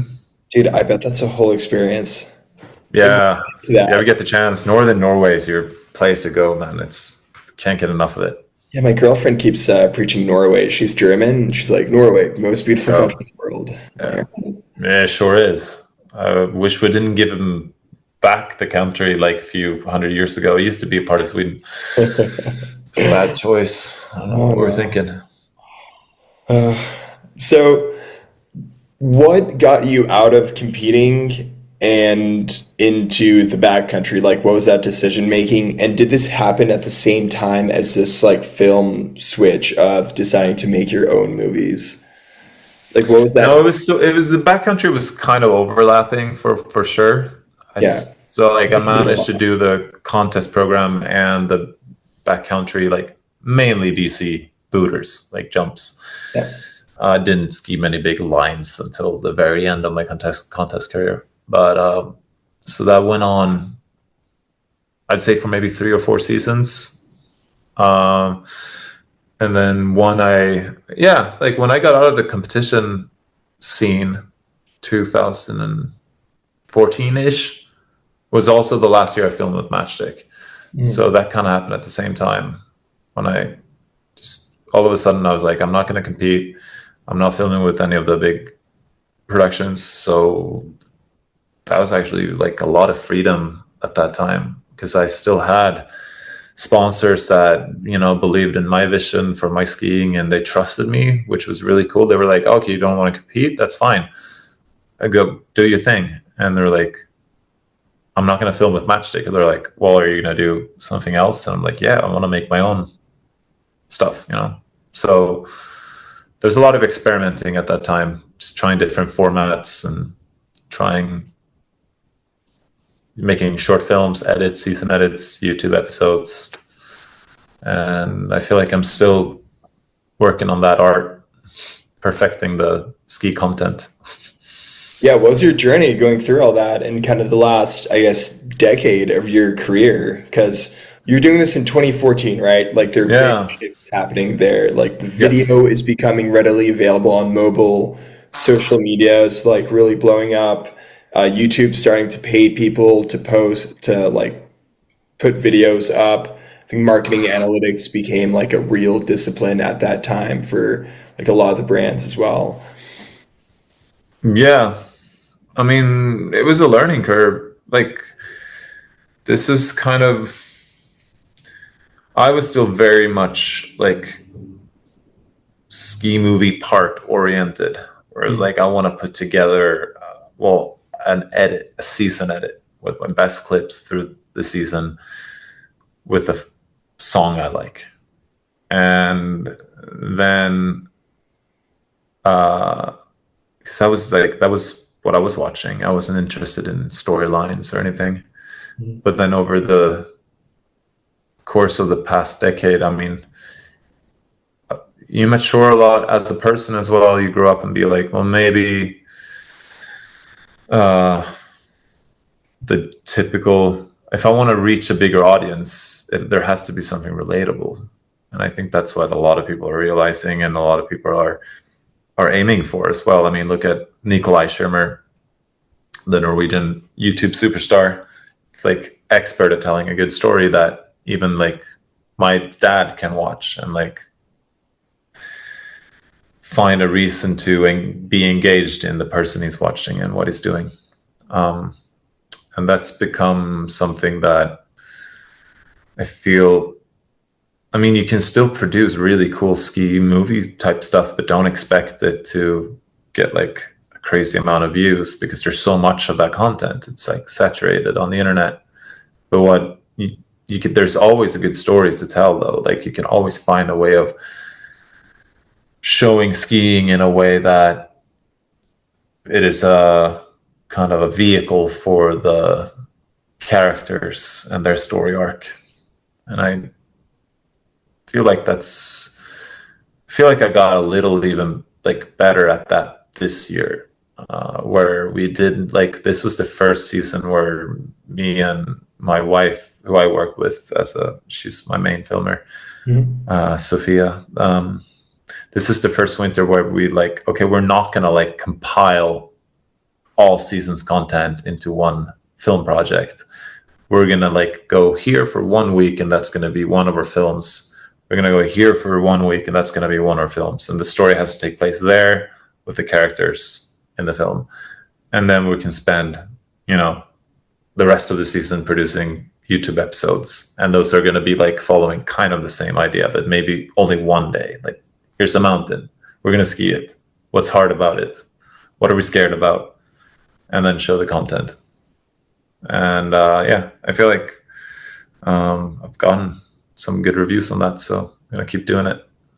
Yeah, I've seen a few. It looks sick. I like that movie that you did with her too. Like I think it was maybe last year or 2 years ago. Oh, the film about us, Yeah, or yeah, about Sophie and I. Yeah, that was our first like proper attempt at making like something that someone outside of the ski world could watch and relate to. I mean, everyone knows what it's like to have a relationship with someone who does something scary, or what it would feel like to know that your like wife or husband goes out and does something that they can die from. You know? yeah. It seemed like a lot more vulnerable than I feel maybe some of the Yeah. other stuff you've put out. Like, how did you feel about that one? Kind of putting it out. Was it a style you liked, and you're like, we should do more of this, or you're like, no, let's just go back to. Well, no, I like that film. I like making it. It was a story I really wanted to tell, but it's also a story you only like tell once. Really, Yeah, it's like we've exactly. kind of ticked that box. But no, it's like at least Sophia did the crying in that film. I I was mostly just like out, you know, like we're gonna ski this steep skiing line. Join up with Sophia, who's walked from the other side of the mountain all night. It's hard for me to like connect. It's hard for me to like get those feelings out when I'm in the moment, like of Yeah, climbing a peak and skiing, because I'm just, you know, focused on one thing and yeah, surviving basically. So I think that's a survival mechanism to a defense mechanism to like kind of play it off as just a fun day in the mountains and not try to analyze the dangers. I'm doing that internally already, but it's hard for me to like get that on film because I just want to be chipper and have fun. yeah, exactly. Why would you? No one's watching Alex Honnold climb El Cap and stop every 10 minutes. Oh, I could die there. I could, No, no, no. like, Yeah, at that moment, you're just, you know, you're going to ski this and it's going to go fine. And if yeah. it doesn't go fine, you'll die. But that's not something that you're like Is it not an option? actively thinking about at that moment because you've already made a decision. That's what I always tell people, or what I tell myself too. Like, if I'm at the top of a line and I am scared of dropping in here because of the consequences, then I'm probably not ready to ski that line Yeah. because I've already made the decision to climb it and I'm standing on the top. And if I'm still nervous and scared about it, then it's probably like better to save it for another day. And that's a big reason why I think I've like made it so long without any like major close calls or anything. Yeah. Have you had big scares that you remember?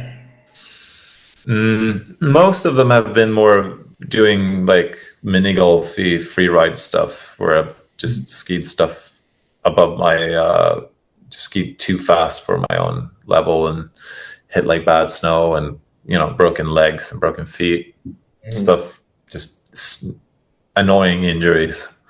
When Yeah. it's like really go time in the big mountain, when you're skiing no fall zones and on steep skiing lines, or just like really technical freeride lines with more than a kilometer of vert, then you're skiing it at a different with a different kind of attitude, and you're skiing it a little bit slower, more conservatively.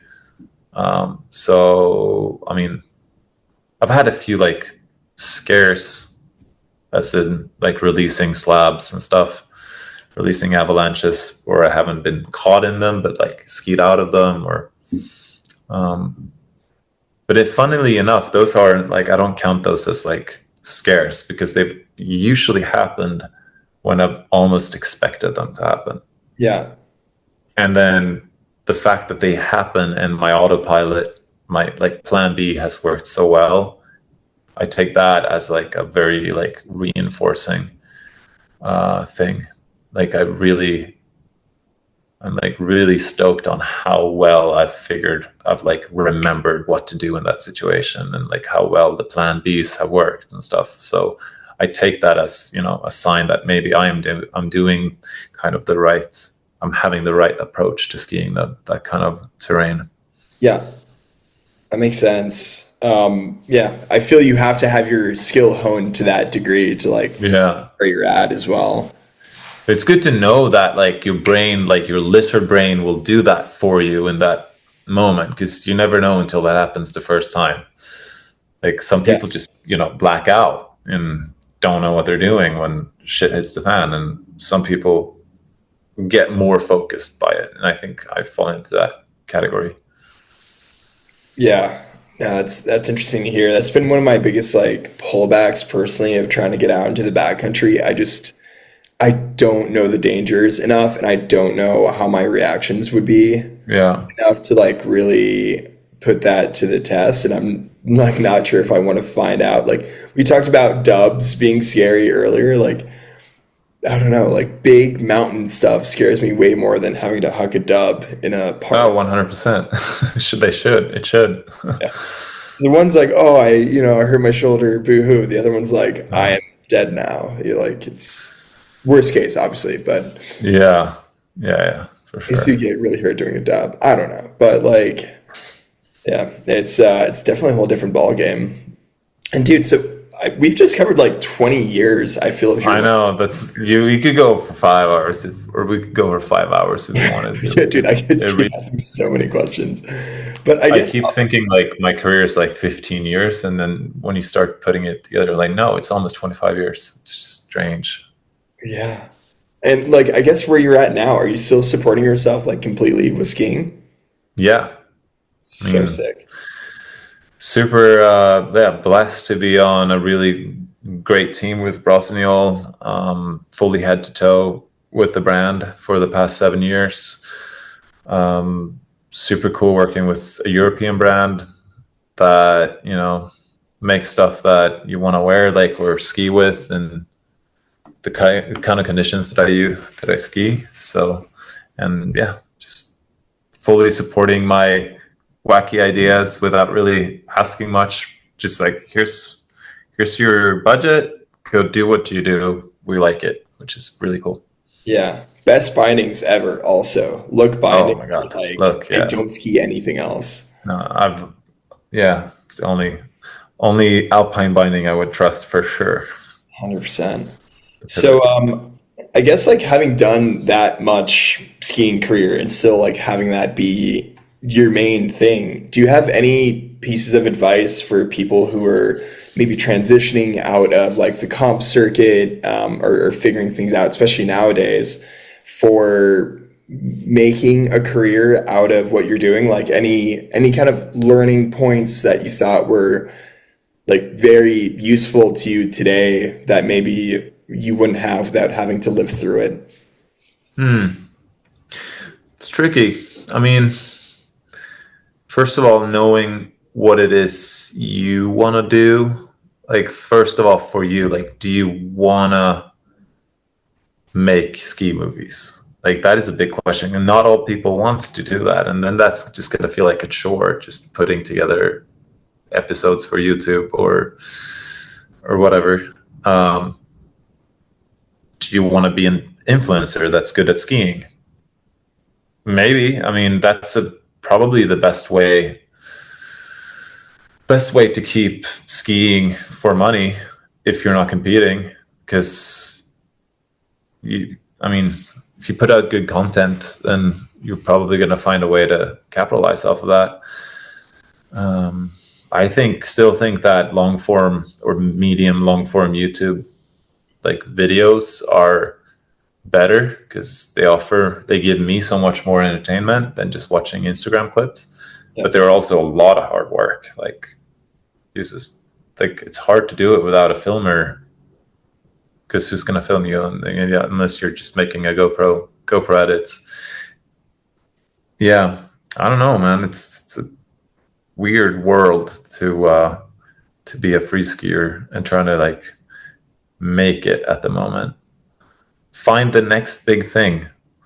Like, I just look at Nikolai, for example. Nikolai Schirmer, massive YouTube star now in the ski world, came from not competing at all, really, and just had this idea that, like, I remember meeting him in Chamonix, like, way back, like 6 or 7 years ago, where he was like, yeah, well, I'm going to try to make it as pro this winter, and if I don't make it, then, I'll do something else. I'm like, okay. And his plan was, like, just to make relatable skiing content, his own ski movies for a channel, and then grow it. And that's what he's done. And then everyone else starts the same kind of thing after him. So he just really probably saw that opportunity before it came. So I guess try to identify that next big thing, and find a way to channel your skiing through that. That's just about as specific I can be, and that's really hard because I don't know what that is. Yeah, where would you put your money on the next big thing? Jesus, I don't know. Live streaming a day on the mountain with a solid crew and good cameras. Maybe that's really hard to do. I've It's tried. so hard. It's so much Yeah. downtime and bullshit. Yeah, I don't know. Yeah, I don't know where I'd put my money on the next big thing.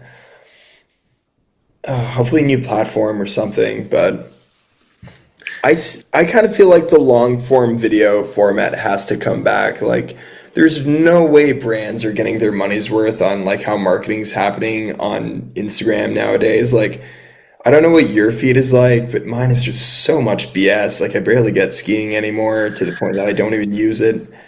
It's like, Yeah. what eyeballs are you getting on your ads if I'm seeing random videos of Yeah. or stuff like that, you know? I mean, what speaks against that is that people's attention span is just getting shorter. So why would they watch long film or long videos? Like we got to be like looking at 12 to 15-year-olds now and be like, what are they going to be like spending their money on in 10 years? And Oh, you're right. It's the I 12. don't know. I don't know. Are you on TikTok, I'm not. Snapchat? No. Me neither. So I have no idea. I have an Instagram account. I go on there to post and doom scroll for like a small time window as possible every day, and then I have a YouTube channel. That's my like, and then occasionally venture into Twitter or X just to get my daily like depressing dose of dumbness from this world. Yeah.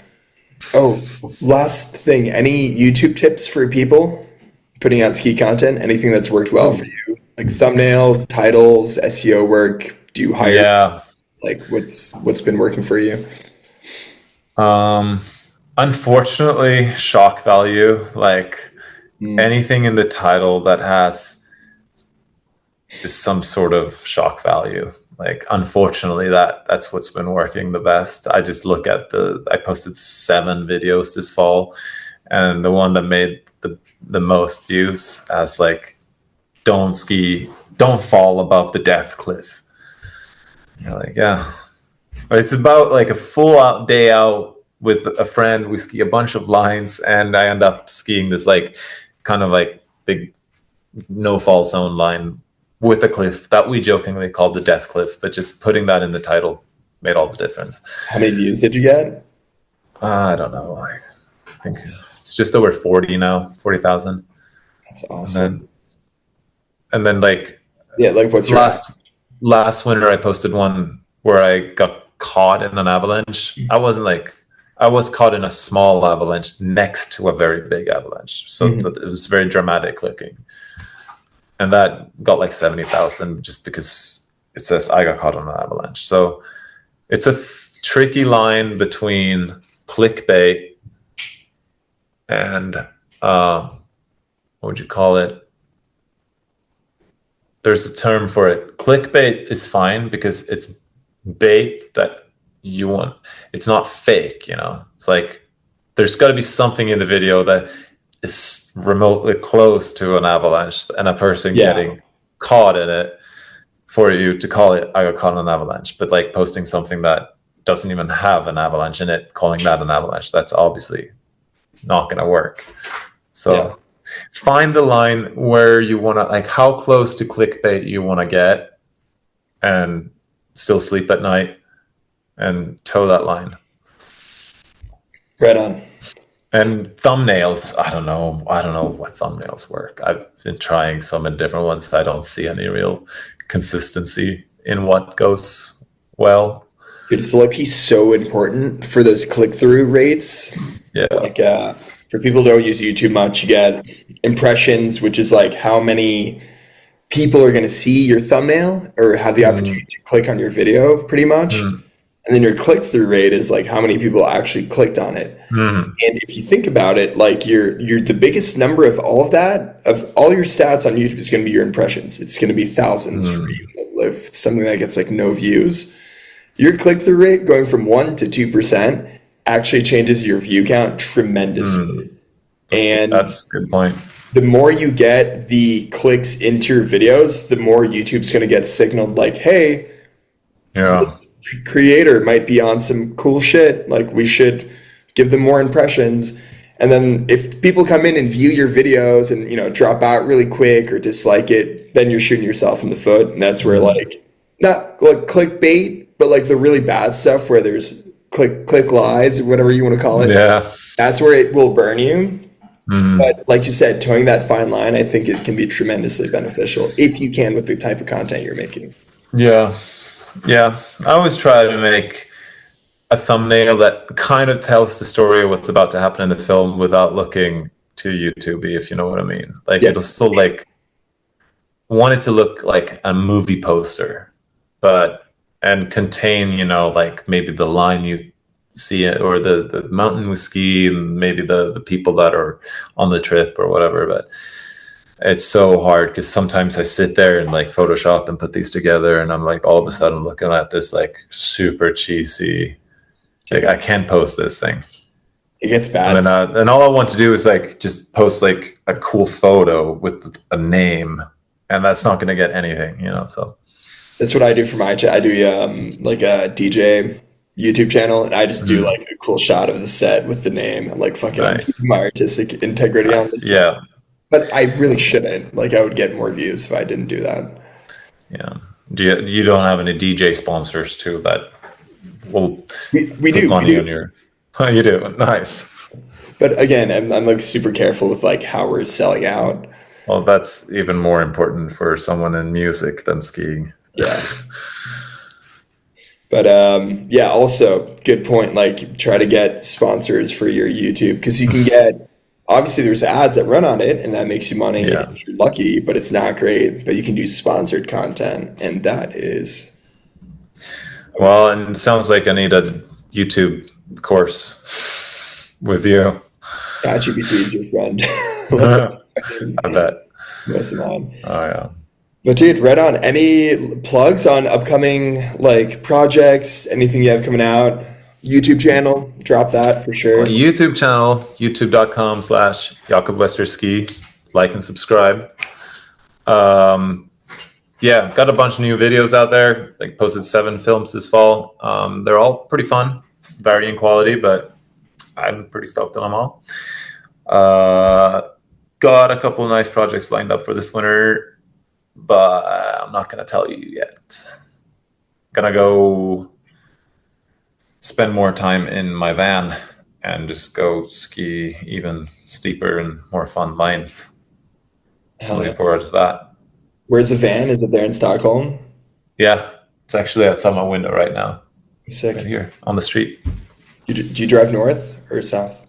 We're gonna drive north in February. I'm heading to Japan on Sunday to go ski powder for 2 weeks and probably not really do much work. Just ski, take some photos, just get that like early season injection of fun and just playtime, so I can go and work hard all spring, and then we drive north in February up to it's probably starting in Lofoten, just chasing snow.